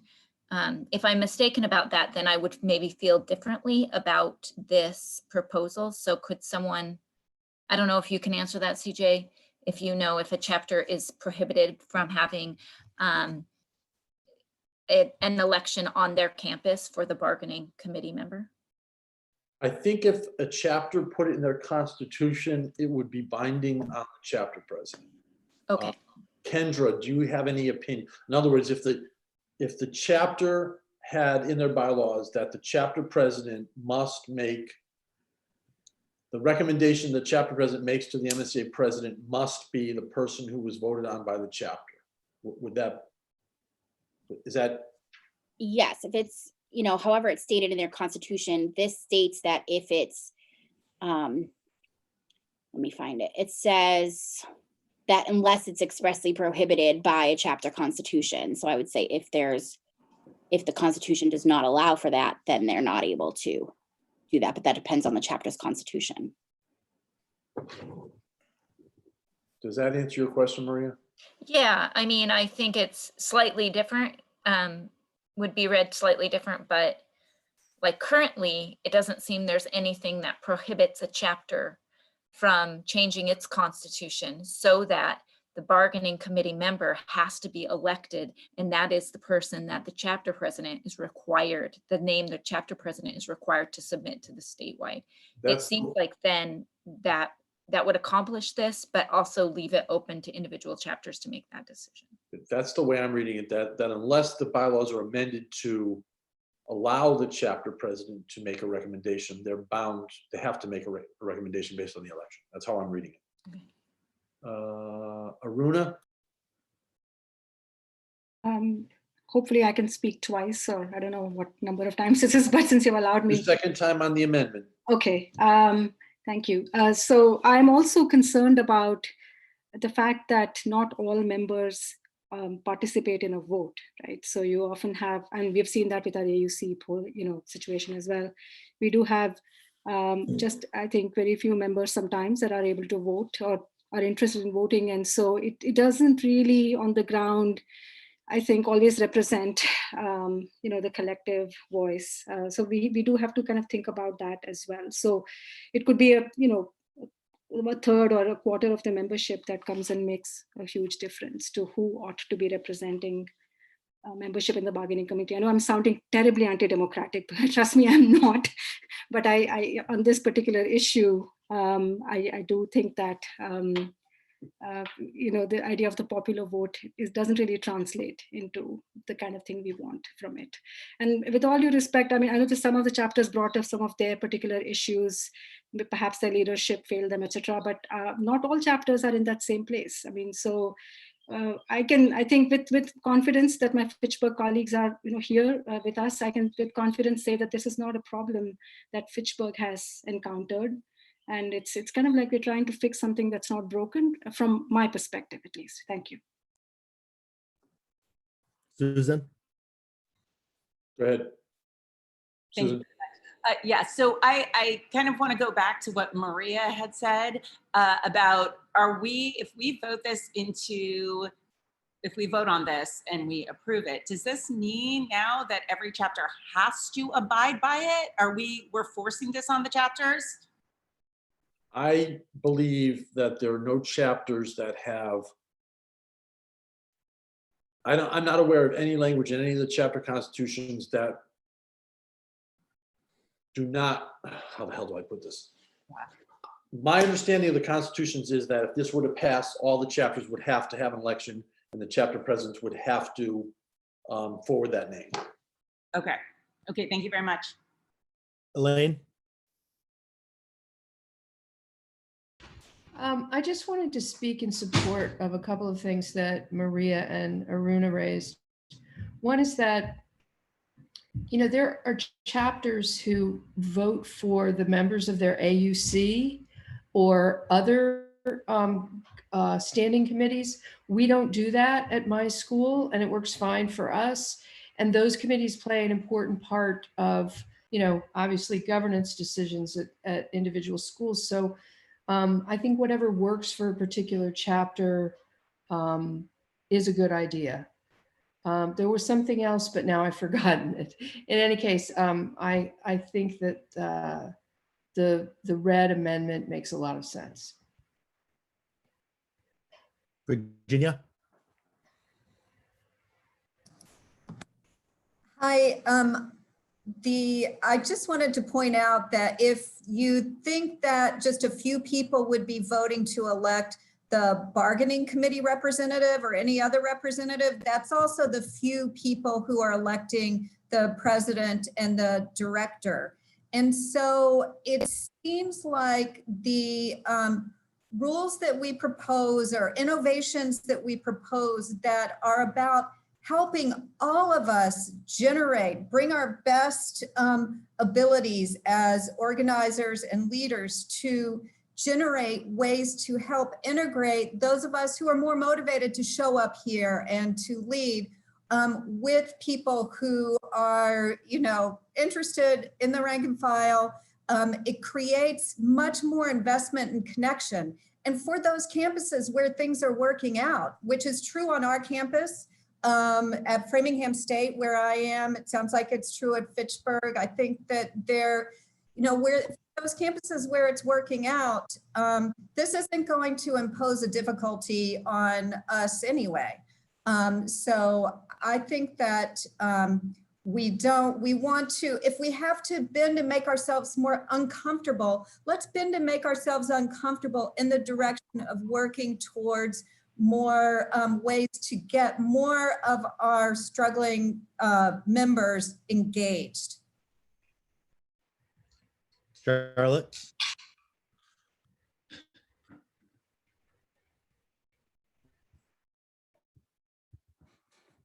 Go ahead, Charlotte.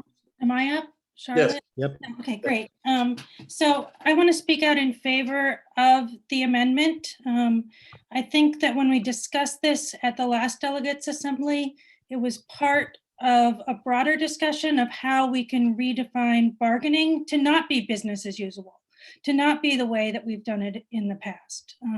Because the way that things have worked in the past are not going to work in a post-Janus world. They're not going to work in an environment where the combination of coronavirus and economic depression, recession, we need a bargaining strategy that engages members. And the way to do that is through more democracy, not the same old system of very little democracy. Thanks. Irina? All right, let me just give everybody a warning. I've got 4 more minutes on the debate. Go ahead. All right, so I'll be very quick. So I'm definitely support the idea of democracy, but I do feel these are very uncertain times.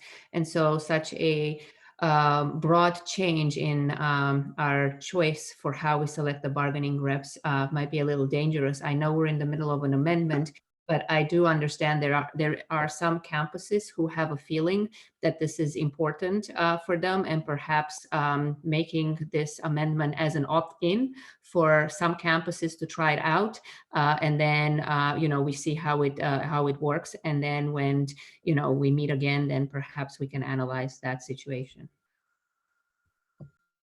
Michelle? Go ahead, Michelle.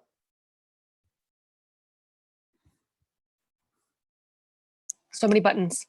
Yep. Thank you.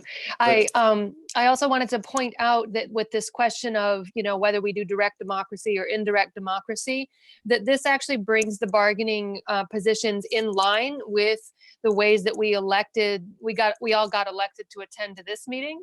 We elect our delegates, we elect delegates to the MTA, we elect delegates to the NEA, and on most of our campuses, we elect members to our governance committees. And since the role that the bargaining member plays actually impacts everyone on our campuses, I think that bringing the bargaining member in line with the procedures that we use for other forms of positions. And so I actually don't see it as imposing on chapters any more than the requirements that we elect our delegates or that we elect our AUC members imposes on our chapters. Thank you.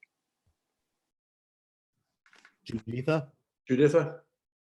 Hi, I have a point of information. So right now, we don't instruct chapters at all how they should choose their bargaining rep, yes? Correct, as far as I know. So what this does is, it's a new rule. It's not an old rule that we're changing. It's a new rule, and the debate is whether it's direct election or there's an election and the president considers the results, and that's the red version. Correct. Okay, so it's replacing no rule with a rule, and the debate is about a rule versus no rule. And currently it's the red rule that's the new rule we're considering. The amendment is to, the original motion had the struck language in it and did not have the red language in it. So the motion now is to strike the language that's struck, which means the election would not bind the chapter president, at least in that paragraph. And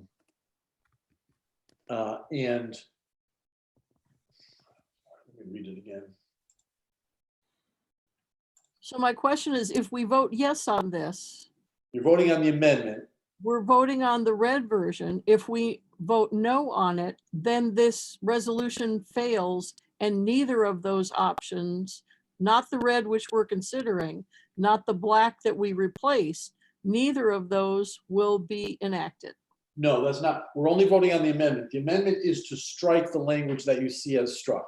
So if the amendment passed, the struck language would disappear and the red language would appear. If the amendment is defeated, then the struck language would still be there. Okay. And red language would disappear. Okay, thank you. Graziano,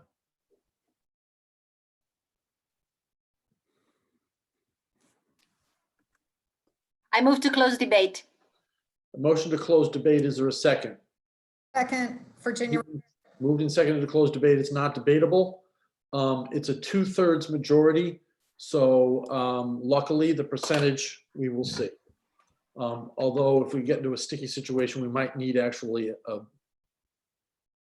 a count, a hard count. So Virginia, raise your hand. You have a information or question? A point of information, can you do that thing where you say a vote for yes means? Thank you. Okay. All right, so the motion is to close debate. The debate is on the amendment. So if you vote yes, that means you want to stop talking about the amendment and move to a vote on the amendment, not the entire item. If you vote no, that means you want to continue to debate the amendment. Is there anybody who's not clear? Richard, you have your hand up? Yeah, thank you. Even if we did not close the debate, probably in 72 seconds, we'd hit the 20-minute limit, right? Yeah. That's all. Okay. Thank you. You're welcome.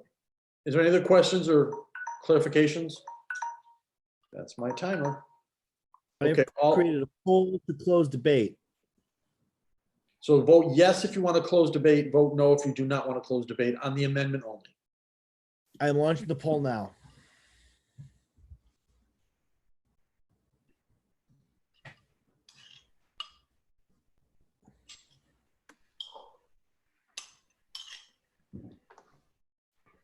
And voting will end in 5, 4, 3, 2, 1. Requires a 2/3 majority. We have 96% voting to close debate. Debate closed. Okay, so that was close. So debate on the amendment is closed. We will move to a vote just on the amendment, not on the entire resolution. So all in favor of striking the struck language that you see struck and inserting the red language that you see in red, vote yes. This is just on the amendment, not on the entire resolution. The motion reads to strike struck language and include red language.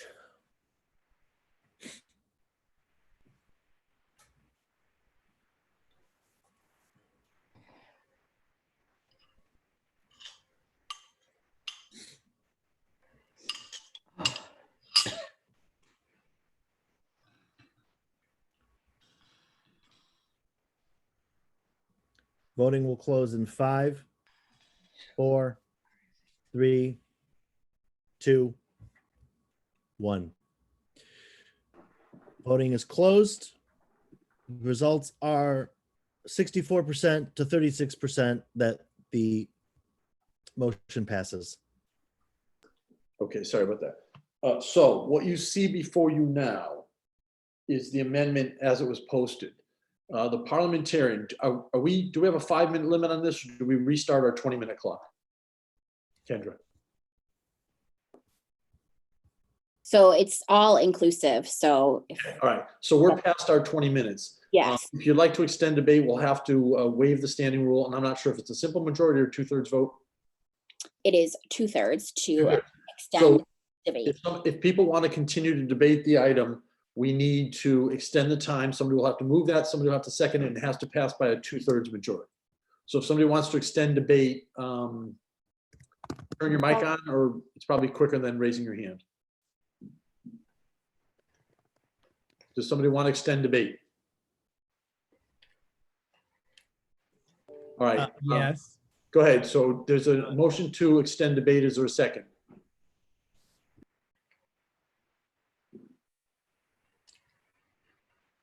Is there a second? Second. All right. So it was moved by Jonathan Flowers, correct? Worcester, seconded by Carlos Fontes. Worcester. Okay. So if you want to extend debate, you vote yes. If you do not want to extend debate, vote no, needs a 2/3 majority. Go ahead, Chris. Paul is launching. Motion to extend debate.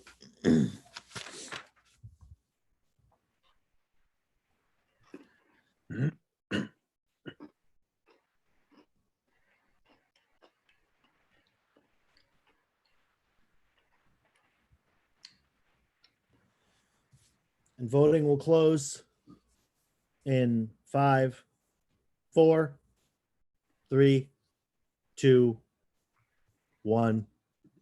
84% vote no. The motion fails.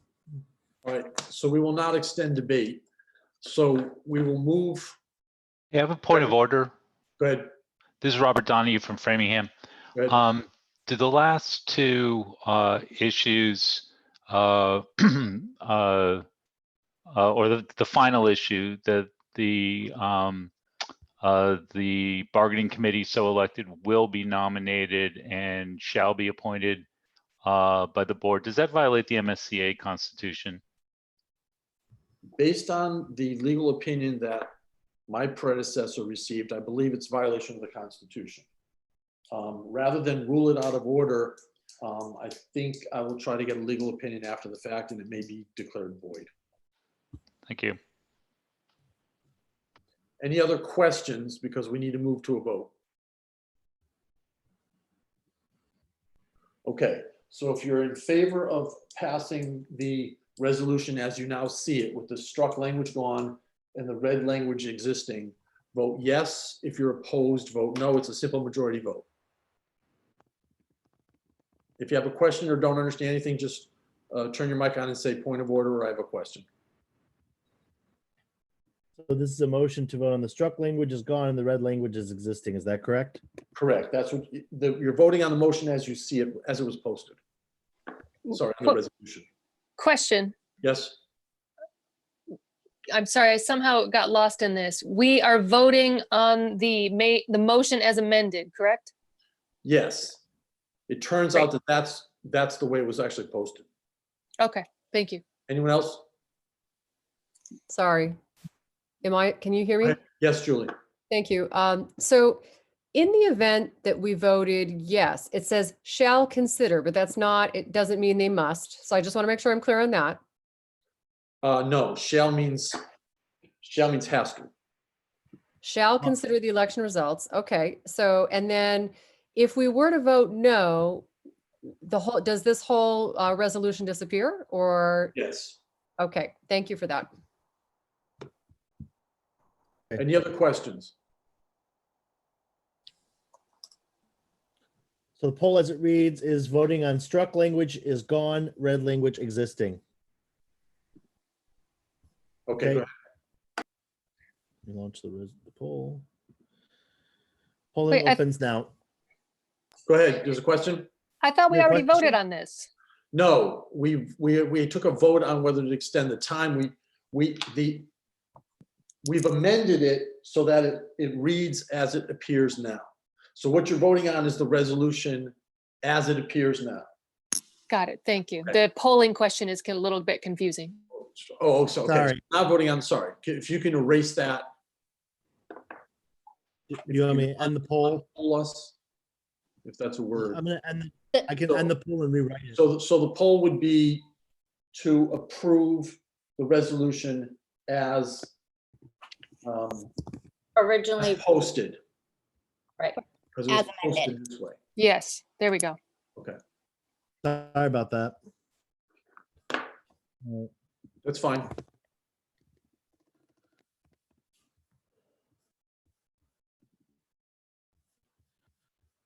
Is it open? I'm opening it type right in now. it. See. Give them a fucking second. Whoa. Open mic. To approve the resolution as originally posted.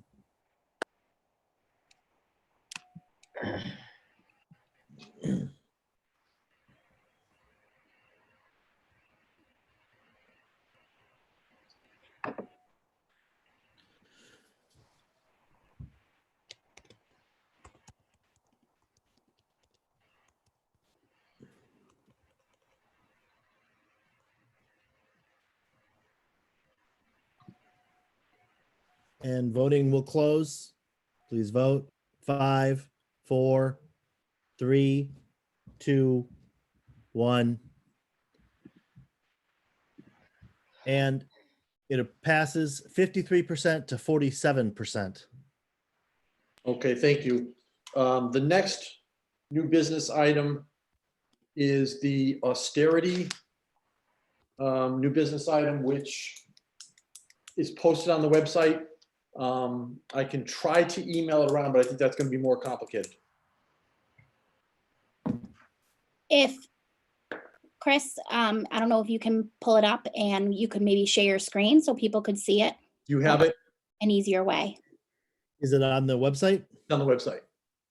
All right, give me 1 second. I will go get it. Thank you.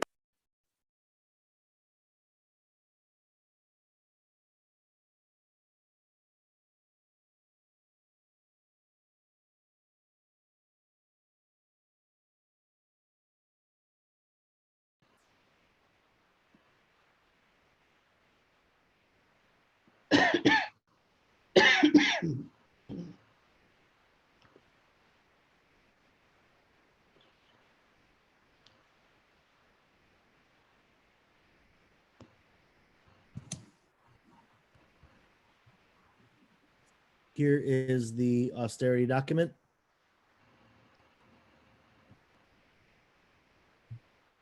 Okay, let's give people a minute or two to read it.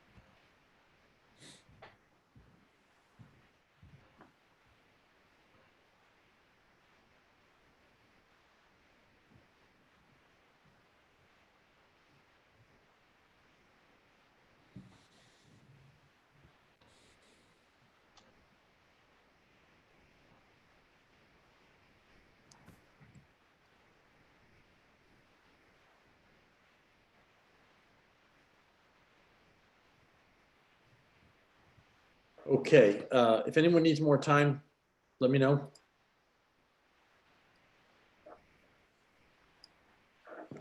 I have too many things on my screen. All right, so the parliamentarian has pointed out that if there's amendments, we need to deal with the amendments to the resolved parts first. Once that's done, then we would deal with any amendments to the whereases. So is there a motion to, I guess this is. CJ, I'm sorry, I don't know where all the hand thing is, but this is Nancy I George. can't see half the things anymore. I'm sorry. Go ahead. It's just too much for me. I don't feel like I have enough time to look at it. I'm Okay, trying that's to. fine. Couple more minutes. Yeah, please, because I just got through the first page. Got it. Sorry. I have also gone ahead. I'm putting the link to the exact document in chat. So if you want to look at it offline and be able to read it at your own leisure, you can just click on the link in chat and it will take you right to that document. All right, thank you. Yep. Or no.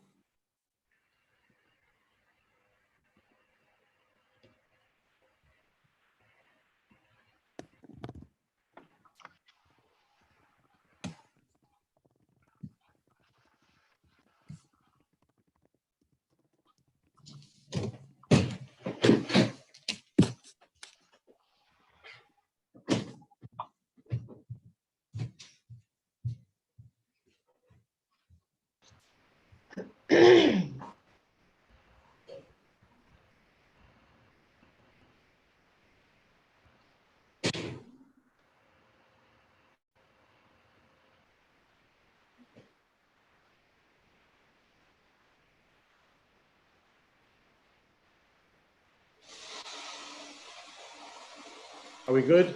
Sorry, my cell phone battery's dying and I had to plug it in. We good? Anybody want more time?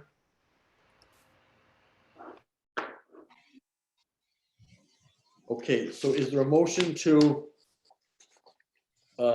approve the new business item on austerity? So move, Miranda Lamb, Salem State. Is there a second? Seconded. All right, Katie moved and Royal, seconded. Gonzalez, Salem State. All right, so there are amendments. Can I The resolved parts? We'll deal with. Can I just make a point of order? Go ahead. This is referred to all the way through as an austerity NBI. It is not. It's an anti-austerity. Oh, sorry.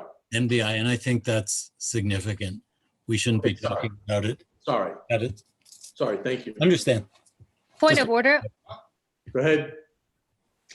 I just had a question in terms of our process before we move to debate is, as the maker of the motion, am I able to present the motion? Sure. Go ahead, Michelle. Perfect. Thank you. And thank you to the folks who moved and seconded. Bringing this motion that is is a response to the crisis that we find ourselves in. The whereases all speak to naming the current crisis that we've already been struggling under austerity, and we fear that the COVID pandemic is going to lead to a type of disaster capitalism that is going to have really devastating consequences. And so this motion is really meant to focus us and our resources on the ways that we're going to have to respond to this.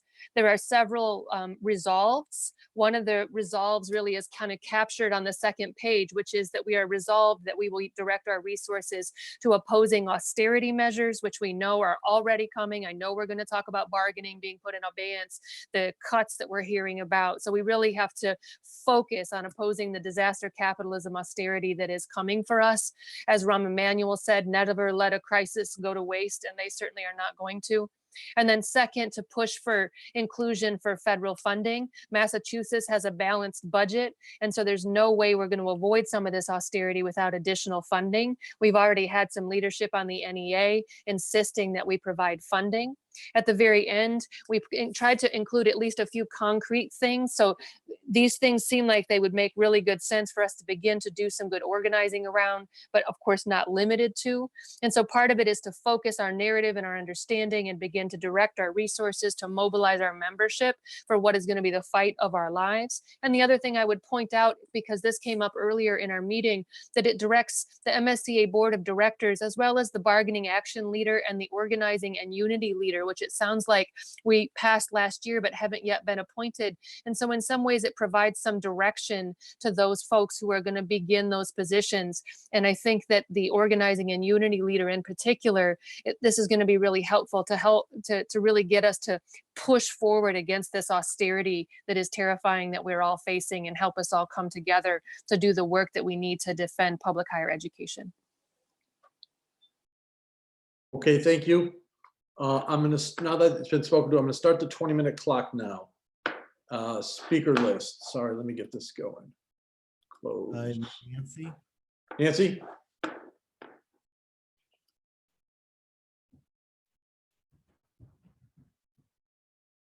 Nancy George. No, I had my name. I had my hand up by mistake. Okay. I'm sorry. Michelle, you spoke, yes? Virginia? So I'm Virginia Redder from Framingham State, and I think that this motion, we wrote this motion because we thought it was a moment for sending a strong message that we have an opportunity now to take all the energy that I think we're encountering on all of our campuses and in our leadership and our, working union people to create synergies across the different activities that we're doing. Bargaining is bleeding into our need to speak in big terms about anti-austerity.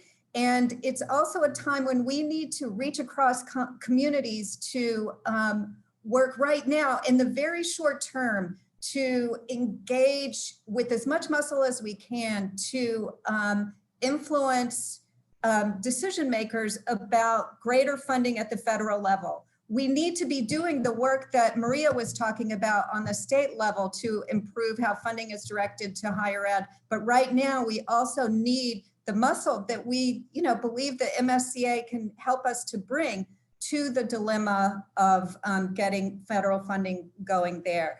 I also, I think my colleagues from Framingham State can talk about just how much we had 87 members yesterday support this, this motion, this movement. Folks on our campus are, you know, they want to be engaged, and we're here and have the opportunity to engage in action. So I really hope that people will support this and we can get to work. Dan? Thank you. I just wanted to back up on what Virginia was talking about. This is this crisis is monumental. We have to begin working on it now. And it's really important for us to do it in a cross-campus way. And that means that the MSCA leadership needs to be all in.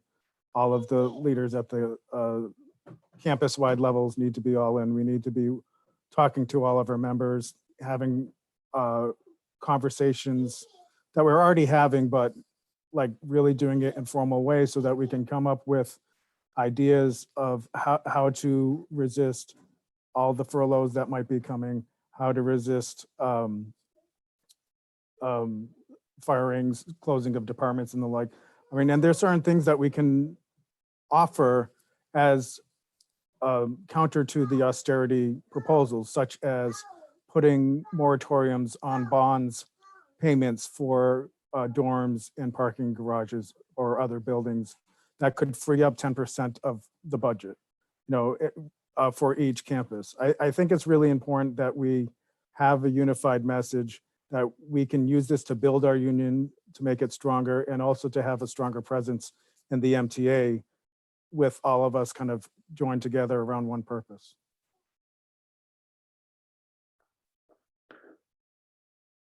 Richard?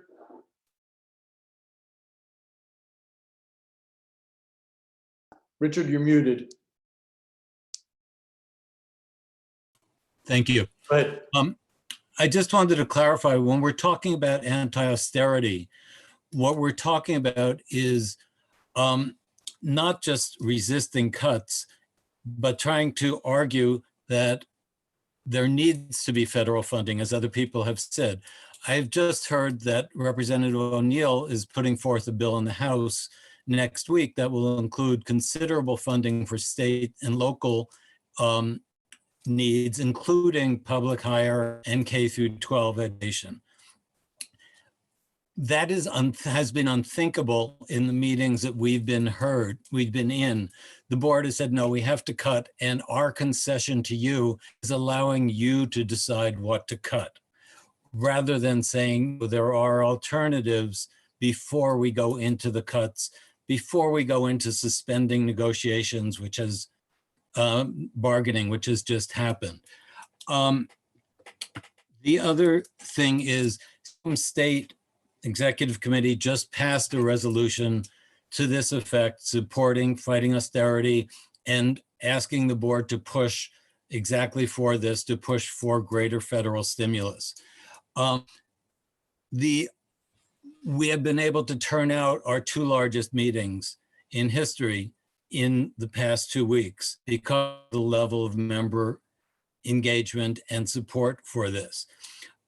Finally, I think it's really important to understand that already is not just the layoffs, but it's been something that's been happening for 40 years, and it's now in super high gear.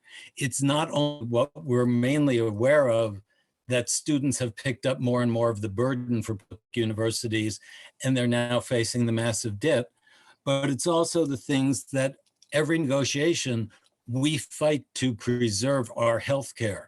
Our costs go up, our coverage goes down, our out-of-pocket cost goes up. That's privatization too.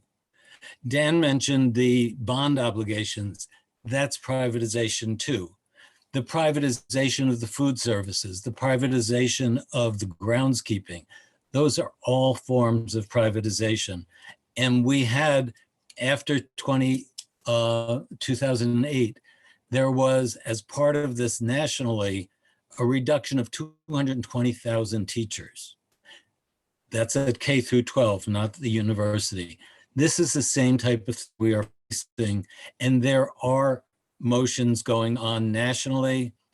at higher education and in teachers' unions K-12 across the country about uniting against austerity. The teachers' unions have been among the leaders among this nationally, in the red wave of a year and a half ago.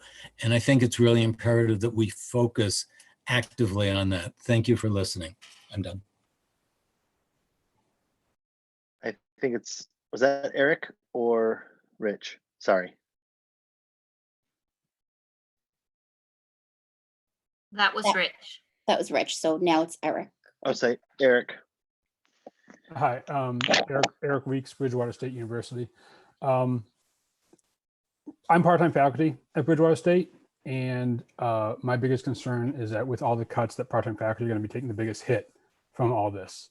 And so any sort of anti-austerity, looking out for everyone on the campus, but I already lost a class this week for the fall. My wife lost 2 classes right away. I've heard some talk that the campus or the university was told to cut the part-time faculty budget by 20%. So my concern is that we're sort of the first ones to take this hit when times get tough. And so with classes being closed off, being taken away, any sort of sign of support for part-time faculty, I think would go a long way towards helping not only just faculty morale, but just the overall union membership. Thank you. Maria?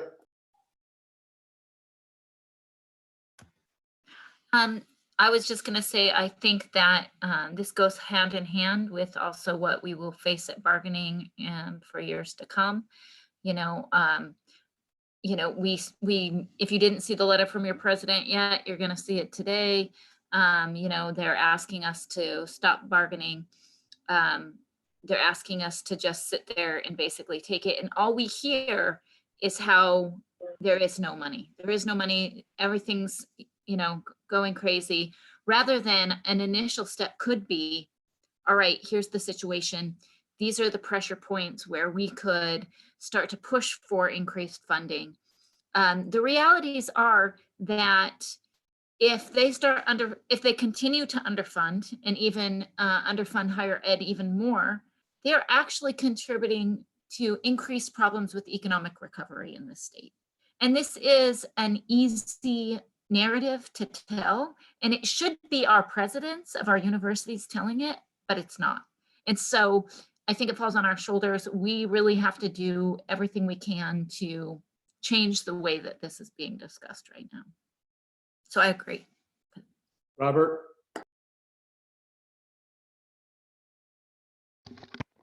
Thanks. I just wanted to reiterate that the Framingham State member meeting that we had earlier this week, we addressed this particular issue, and the members, some 80 members, supported it unanimously. And so far, I haven't heard anyone speaking against the motion, and I'm wondering, unless someone's going to speak against the motion, can we close debate? Whoops. Parliamentarian having spoken to it, can he move to close debate, or does somebody else have to do that? He can move, but I would probably ask if there's anyone that wants to speak against it first, because nobody has spoken against it. So that opportunity needs to be. We don't have, unlike MTA, we don't have colored cards. If there's anybody who wants to speak against it, open your mic and speak. Katie? I have a question. Go ahead.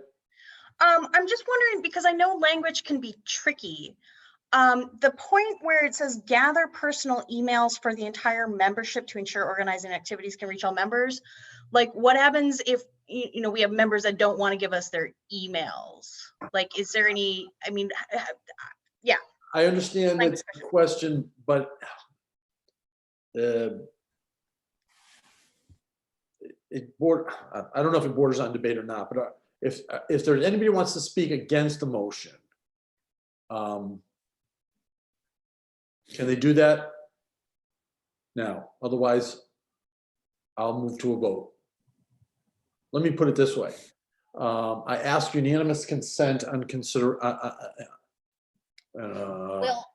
Go ahead. If Help me. he's going to want to close the debate, which sounds like he wants to move the previous question, if there's nobody that is going to be speaking against this, then I would vote on moving the previous question, which requires a 2/3 vote. Is there objection to moving the previous to question? Is there objection to moving the previous question? Which means moving right to a vote. So poll now for the moving the previous question. I would just do a Okay, poll. so let's poll for moving the previous question. If you want to move the question, meaning close debate, vote yes. If you want to continue to debate, vote no. 2/3 vote. Is there anybody who doesn't understand? Besides me. Great. All right. Chris? I've got a poll going. The poll is open. Move the previous question, which means essentially closing debate.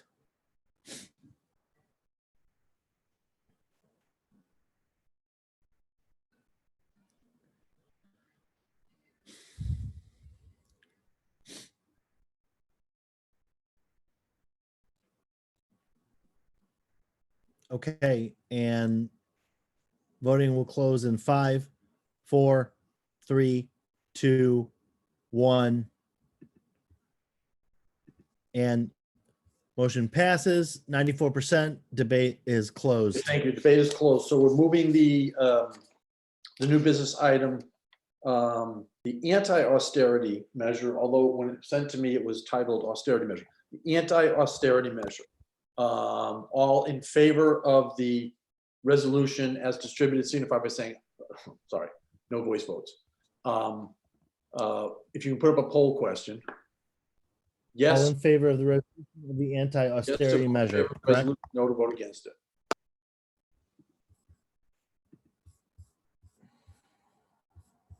Okay, poll see the question. is opened. Poll is opened. Anti-austerity measure. All in favor of resolution.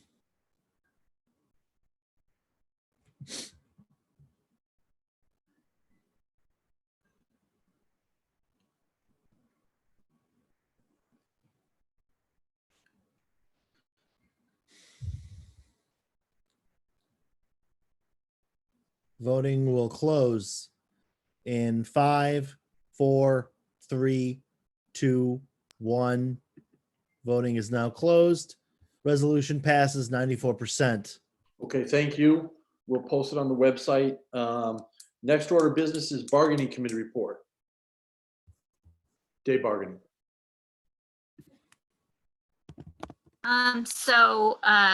I've been sending out reports through the whole time, so maybe you've been keeping track of those.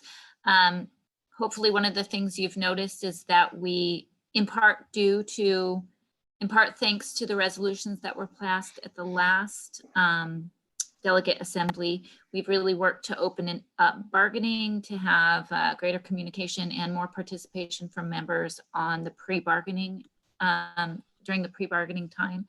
So we had a questionnaire that went out. We had almost 1,000 members respond to that, really asking about larger interests and values and concerns. We tried to use that information to help us shape the bargaining questionnaire or the bargaining survey. We had about 900 responses to that. We asked individual chapters were able to submit proposals. We had 3 chapters that did that, and we adopted, I believe, all of the proposals, one little in spirit, if not so much in language. And so, you know, we've really tried to engage members in that way. Sorry, I'm looking at my notes here. We've met with since we've been back to the table, we've packaged our proposals in ways that we feel emphasize the values that our members reported to us. And so we have proposals addressing shared governance and voice in the workplace, workplace equity issues, health and life concerns, package that focuses on librarian issues, as well as more typical salary considerations. And we're working really hard to increase our communication with membership about these proposals and to share the proposals directly once they are submitted across the table. We've met with management 5 times. The first 2 meetings were devoted to ground rules. On April 14th, when we met, we submitted a revised proposal that was really meant to specifically address our current crisis situation. Management didn't give us a clear response on that. And if you haven't read, like I said, you will see soon. Today, management asked us to consider putting bargaining into abeyance. And so our bargaining team will be meeting on Sunday to discuss this, and we will be reporting to our members what we end up deciding on that. So that's kind of where we're at. It keeps moving, it's quick. Any questions? Any questions? Virginia? Virginia. I want to say I've been on the bargaining team a bunch of times. I'm not on there now. And so I've been able to watch with knowledge. And I think that there aren't enough times and enough ways to say enormous thank you and signal of gratitude about the hard work that our bargaining team is doing. And Maria, the work that you've done on collecting data and pulling that together is transformative. It really has made a huge difference. And what I feel like is the case right now is that with the new NBI and with the positions that CJ is going to fund, that we're going to be here to back you up, because this is going to be an incredible fight. And so I just wanted to say, and I want to make sure that everybody who might not know just how insane bargaining is and how insane the job of bargaining chair is, to know that this is what you're doing, and the alignment that you've had with values just merits so much grace and thank you, as well as rage and action. So thank you. Any other questions or comments? I just want to say I appreciate it, but it's also really a team. The team has been awesome, really helpful. I mean, we read through 1,000 questionnaires, open-ended. I don't know what we were thinking with that one, but it was actually really informative, and people have just been really great. It's been a great team effort. It has not been all me. So just want to make sure people know that. Juditha? I just want to say I really appreciate the Zoom link to open bargaining.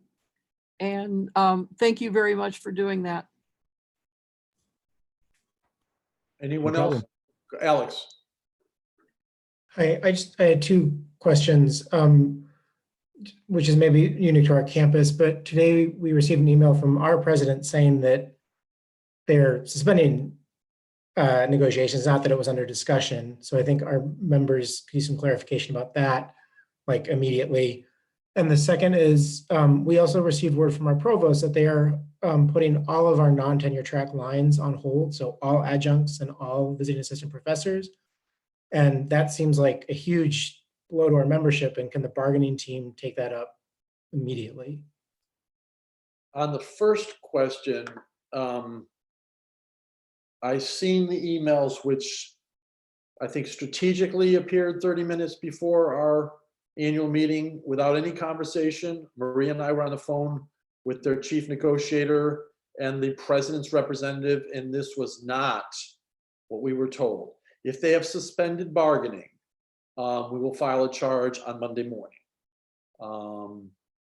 The second piece, Maria, if you want to pick up on it, and every campus has had slightly different announcements on what's happening with hiring.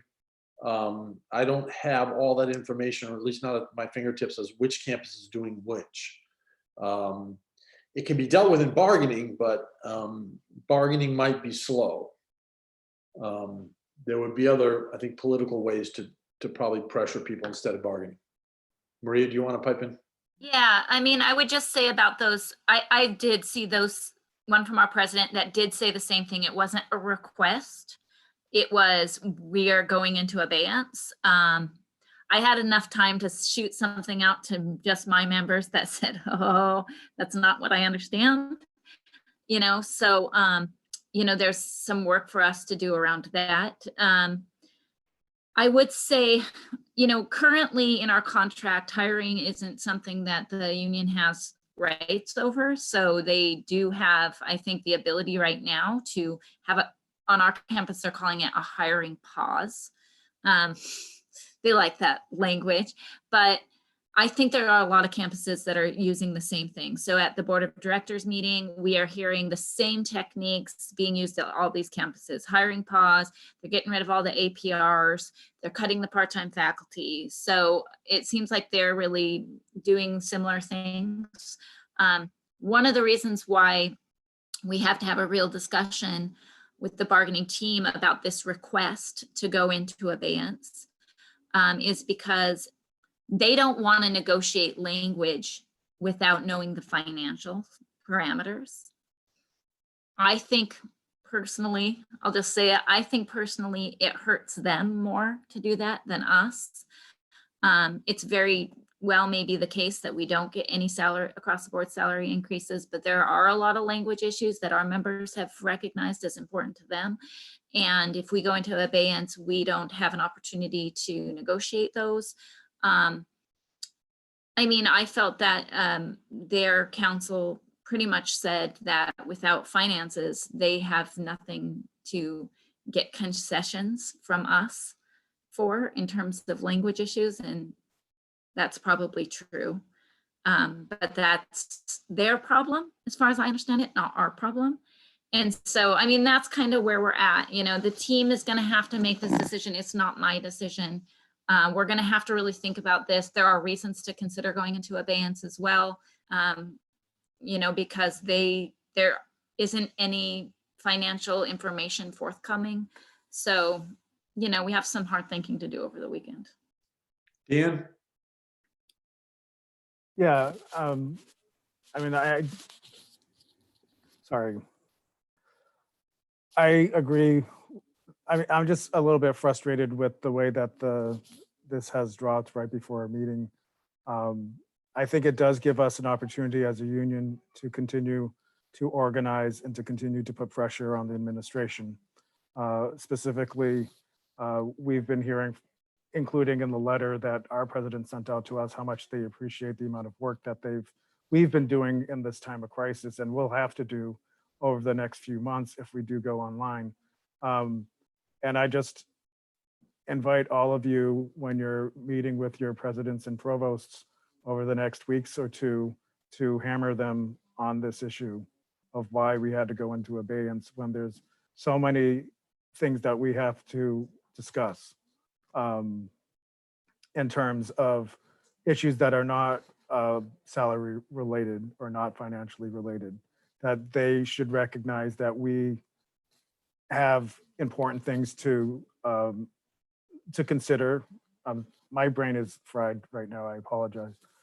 What I'm just trying to say is that there are important things that we need to get to our members. They need to understand that we have these issues to push forward, and I'm not making any sense, so I'll stop.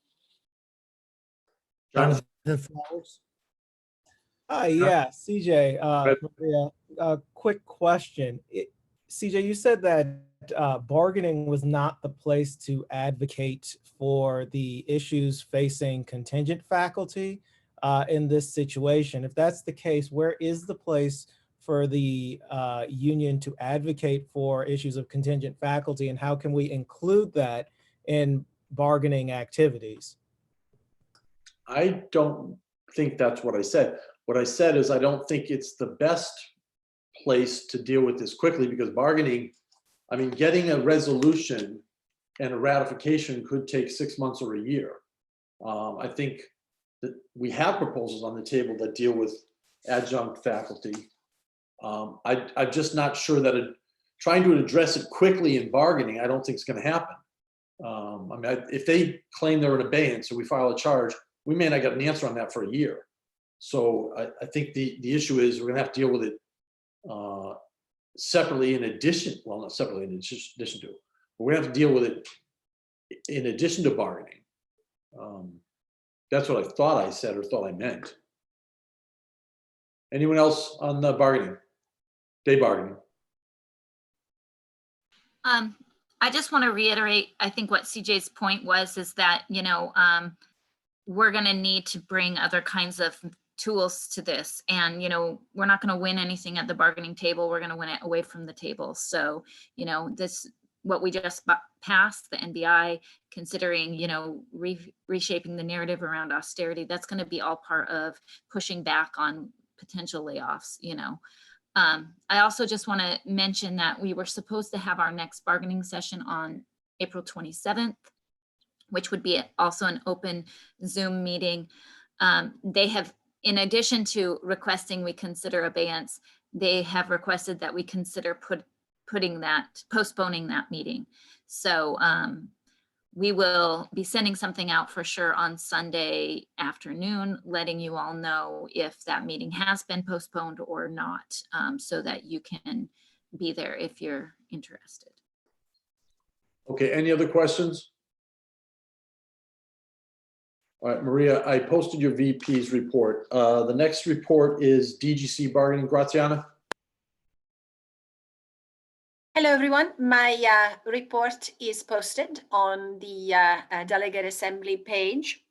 I would like to say that the DGCE survey is out, and the deadline for that is the 27th, which is Monday. I am proceeding as business as usual because nobody has said to me, your bargaining is going in abeyance. So I'm just continuing. If you, you're a chapter president, or if you are a member and you have not received the DGCE survey, please email me so that I can forward it to you. If you yet have to send it to your members, please do so ASAP, because as of now, we have 250 surveys answered, and we're getting very, very good data, because I have got a vice chair who's a mathematician and a statistician. I mean, very funny. And we will reevaluate on Monday based on how many answers we receive, whether to send an extension or not. Thank you. Questions for Graziana? Get to the top of the list. Okay, next report is elections. Sarah?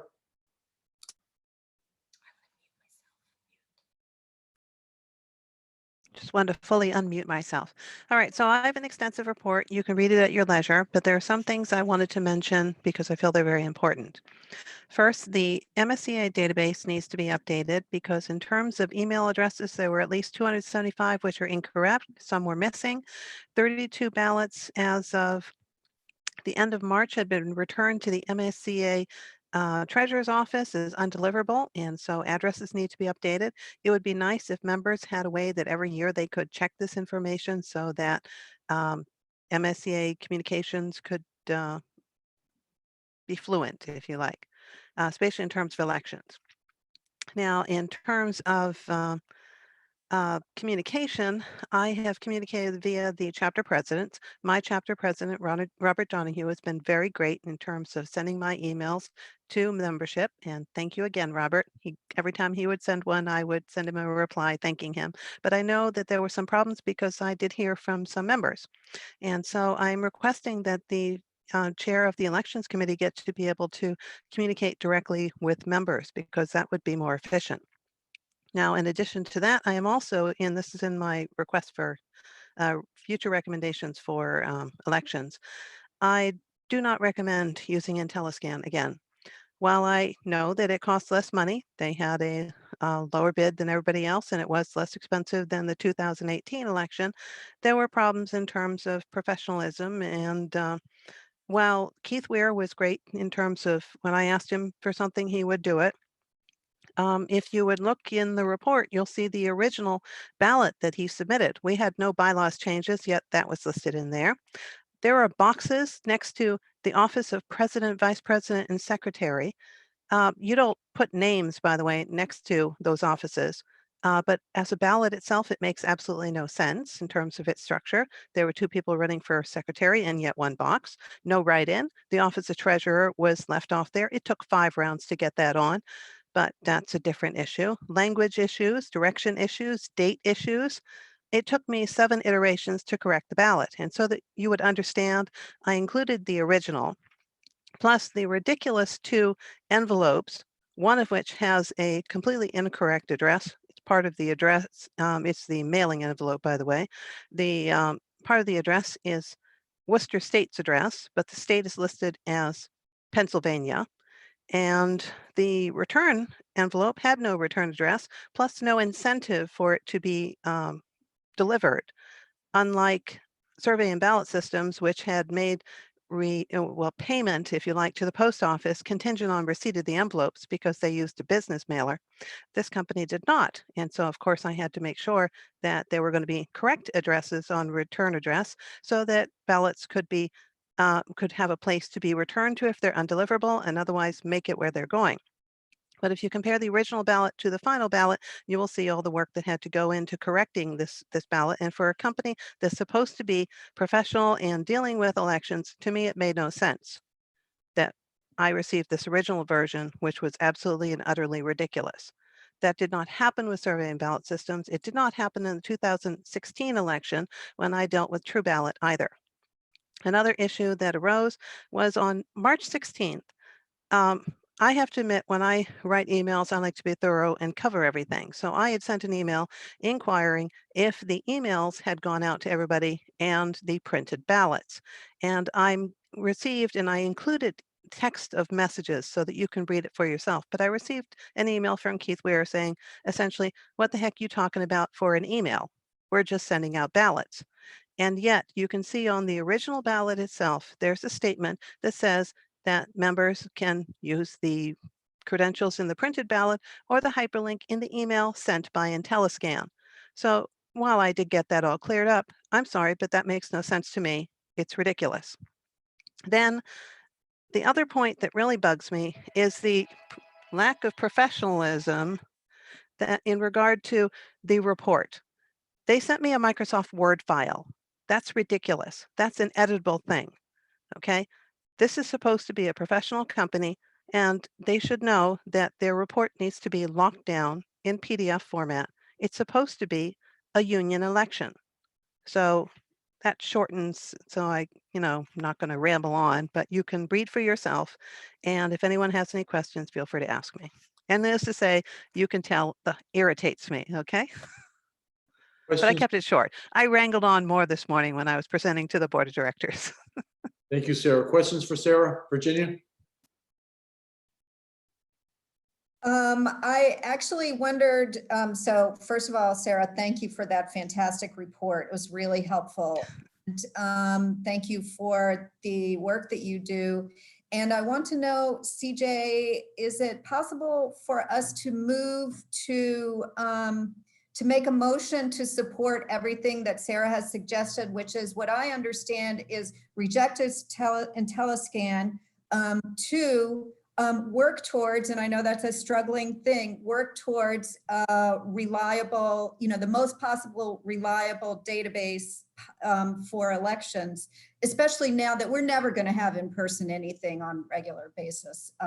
And 3, that we allow the elections committee chair to communicate elections information directly to the members. Those were the 3 things that I believe she recommended. And I move that we just say yes.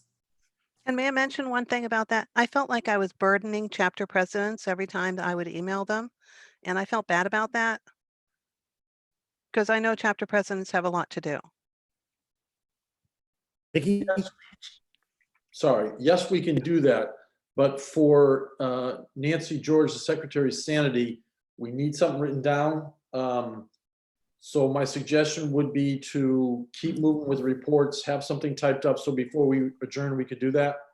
Okay, I'll start writing right now. I think it would be a recommendation to the board of directors. The board of directors is the group that's supposed to approve that. Okay, that's the way I'll write it. And Sarah, will you look at what I write and correct it? And then we'll give it to, okay. You're going to put it in the chat, right? Yep. Okay. And thank you, Virginia. I appreciate that. Just remind me before we adjourn to address it. Any other questions for the elections committee? Vicki?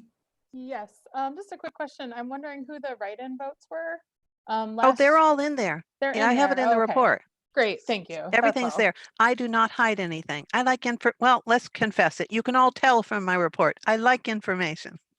Besides, I think everything should be transparent, and I like it to be that way. Thanks, Sarah. And I I just didn't get to apologize that for the page. long report, but I believe in transparency a lot. Great, Any thank other you. questions for Sarah? Okay, next grievance. Robert? Hi, thanks everyone. My report is posted. We started this year with a huge backlog of grievances waiting for mediation or arbitration, some going back to 2014. A lot of hard work by the grievance officers, and we were scheduled to have that entire backlog cleared by the end of this academic year. But then COVID-19 came in and we had to cancel several of the spring mediations, but we made tremendous progress.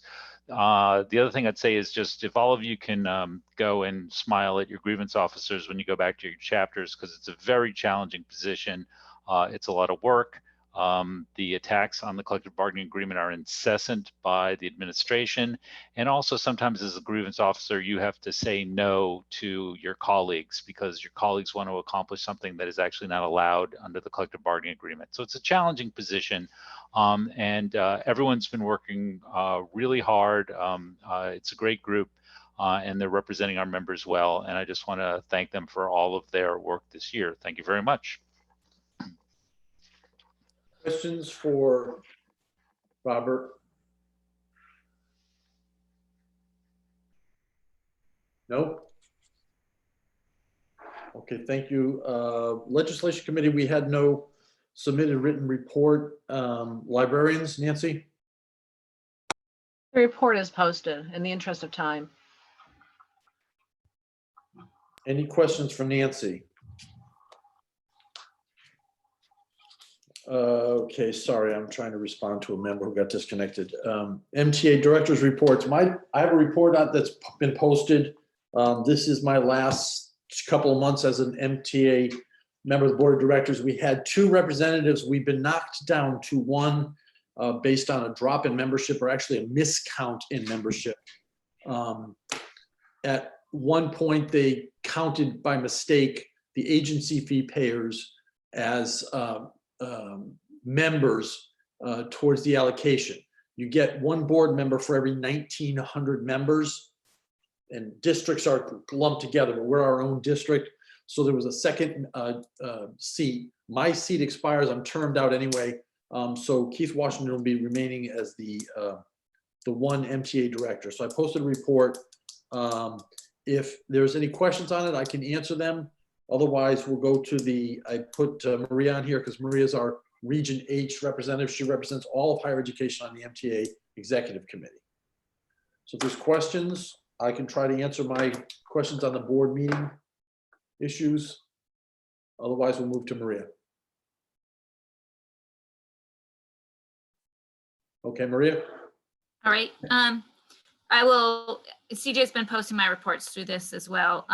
My report, just so you know, as the executive committee member, I also go to the board of directors meetings. So I have kind of meshed those 2 things together and just tried to highlight a number of things that I think are particularly relevant for MSCA and the state universities. So just highlighting a couple of those.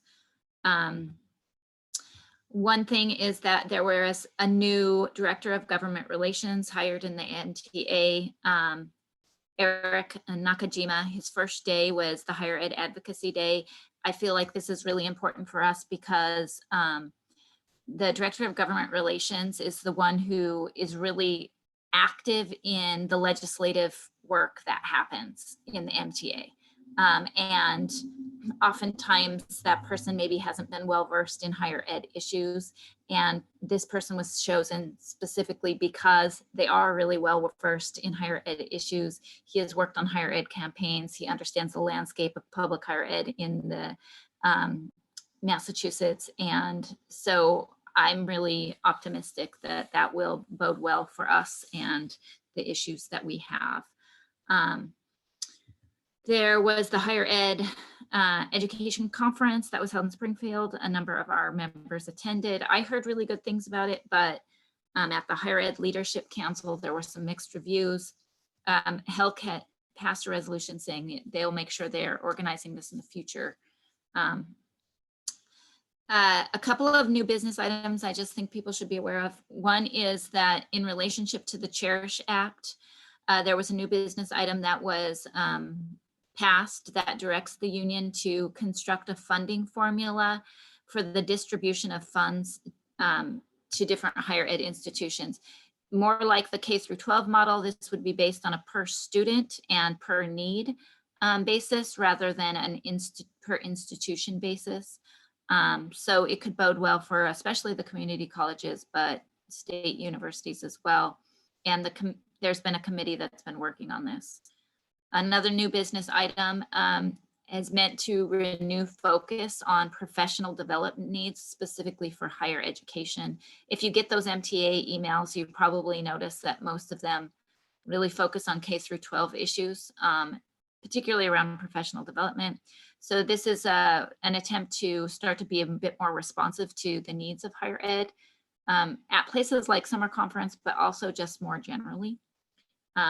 And they've been working on that.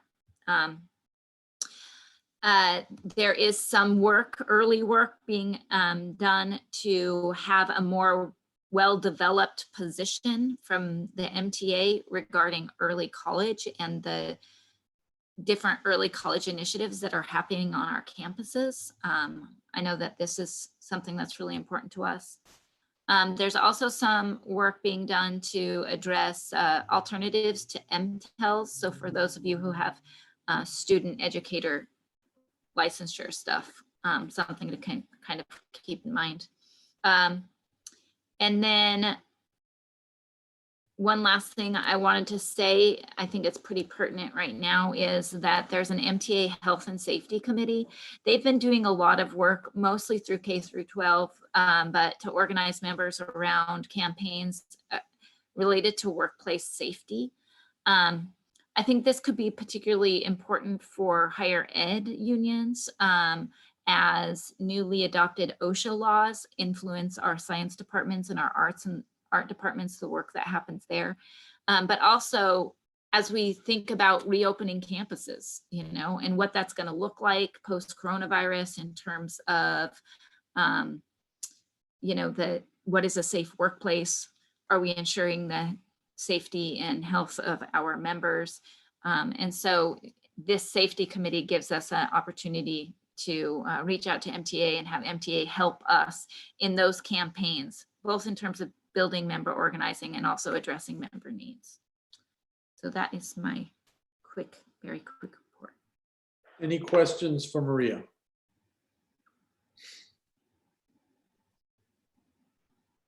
Okay, the one thing I will mention, we do have an MTA annual meeting webpage, and the meeting will be held virtually from 9 to approximately noon on May 2nd, which is a Saturday.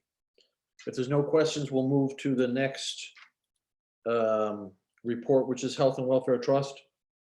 Sure. My report is, it's Nancy. Sorry. My report is posted, but I have to warn everybody, we've been not doing well financially anyway, because the contributions are pretty slim and have not increased over the past few years. And now with all of this happening, I foresee no increases in the future. I was hopeful, but I don't feel very positive. We have money that's invested, and we have taken a loss, of course, as everyone has at this time period. But I'm not quite sure how we're going to deal with it.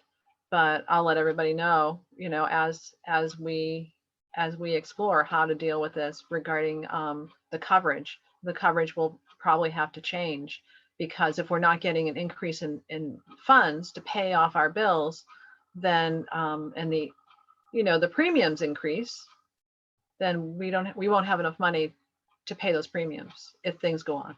So that's it. All right, any questions for Nancy before we go back to Virginia? Okay, Virginia, did you have your hand up about Maria's report or about the resolution that you put in the chat? I had two things to say, one about the resolution and just a link to what Nancy just reported. Okay. Okay, so the link to what Nancy just reported is that's an excellent example of how we can use our anti-austerity movement to find innovative ways to deal with the exact problems that she's describing. I don't, know what that means concretely, but I think that that's the kind of thing where we need to be able to bring more to the table to help us work on that. So that's a comment about that. And then the other thing is that I've put, if you see in the Zoom chat, I've put the proposal for Sarah Mabrook, the resolution. Please vote yes for a recommendation to the MSCA Board of Directors to accept 3 recommendations. 1, do not renew the contract with the Telescan for any future elections. 2, improve and maintain reliable database of members that includes updated personal email from as many members as possible, acknowledging that this will require innovations and outreach. 3, allow elections committee director to communicate directly with all members regarding elections. So that's the resolution. Okay, so Virginia has moved that resolution. Is there a second? Second. Okay, moved and seconded. Discussion. And Chris, if we can try to get it posted, I would do it if I knew what I was doing. But I'm working got on the poll a Mac already up and I don't know my hotkeys. I've got the poll already up and ready. Okay, great. Any discussion?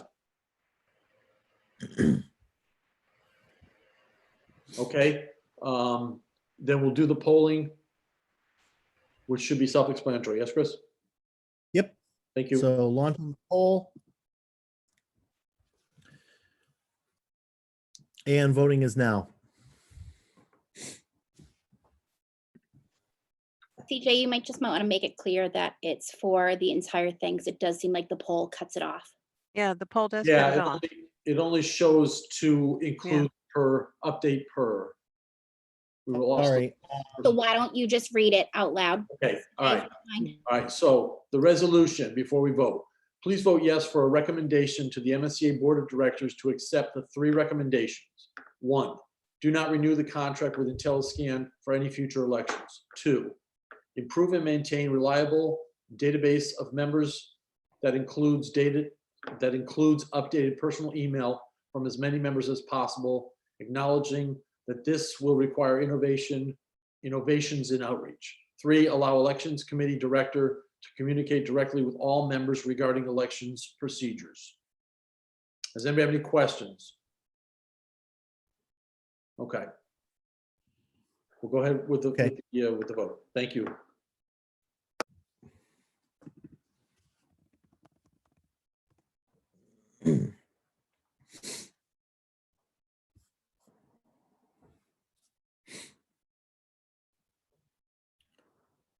Okay, and voting will close in 5, 4, 3, 2, 1. Voting is closed and it passes unanimously 100%. Okay, thank you. The next item on the agenda is the final report of the Credentials Committee. Chris and Sarah. While Chris is doing that, may I just say thank you to everyone? I really appreciate that. Thank you, Sarah. No, thank you all. Especially in terms of number 2, or I guess it ended up being number 1. Sarah, let me just get you a new email. That's okay.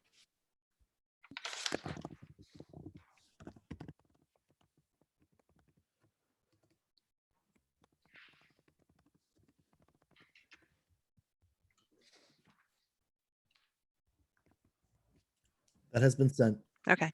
So there are 51 delegates and 6 guests for a total of 57 individuals. All right, is there a motion to adopt the final report of the Credentials Committee? So moved. moved. Donahue, Is there a Framingham. second? Second, Jenna Mendel. Seconded. All right, so we will poll this, Chris?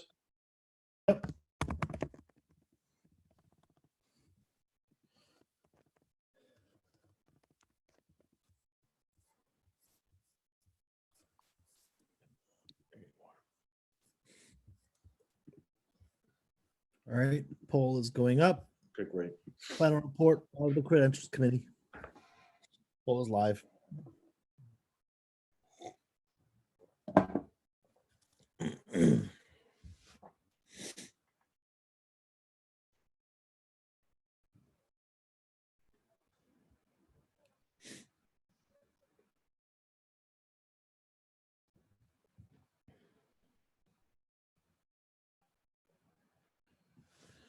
Voting will end in 5, 4, 3, 2, 1. Voting is closed. Passes unanimously. Okay, thank you. The last few items, old business. I'm not aware of any old business. Does anybody have any old business they wish to raise? All right, last item on the agenda is adjournment, but I would like to thank everybody for putting up with this very complicated, difficult way to meet, and I apologize for getting started late. I know it's been a 3-hour meeting, but I thought we had a pretty good meeting. I hope we will not have to do this in a year from now. I really do. And I hope that in the fall, we'll all be back to in-person classes if it's a possibility medically. Thank you. If anybody said anything last, I'll get it in before I call for adjournment. Okay, all in favor of adjourning? Leave. Stay. I don't think we need a poll for that, do we? All right, thank you, everybody. I really appreciate everybody's cooperation. Thanks, folks. Bye. Great job, Chris. Great job, CJ. Thank you. Thank you. Bye, Thank you. everyone. Thank you, Chris. I Bye. appreciate all your help. Yeah. Thank you. Good job, Chris. Get home safe. Thanks. And keep drinking hard cider and dark chocolate. Got that right. Hey, whatever he gets through, right? Right. All right. Have a good weekend, folks. Yep. Everybody have a nice weekend and stay well. Yep. You too. You too. Take care. Bye.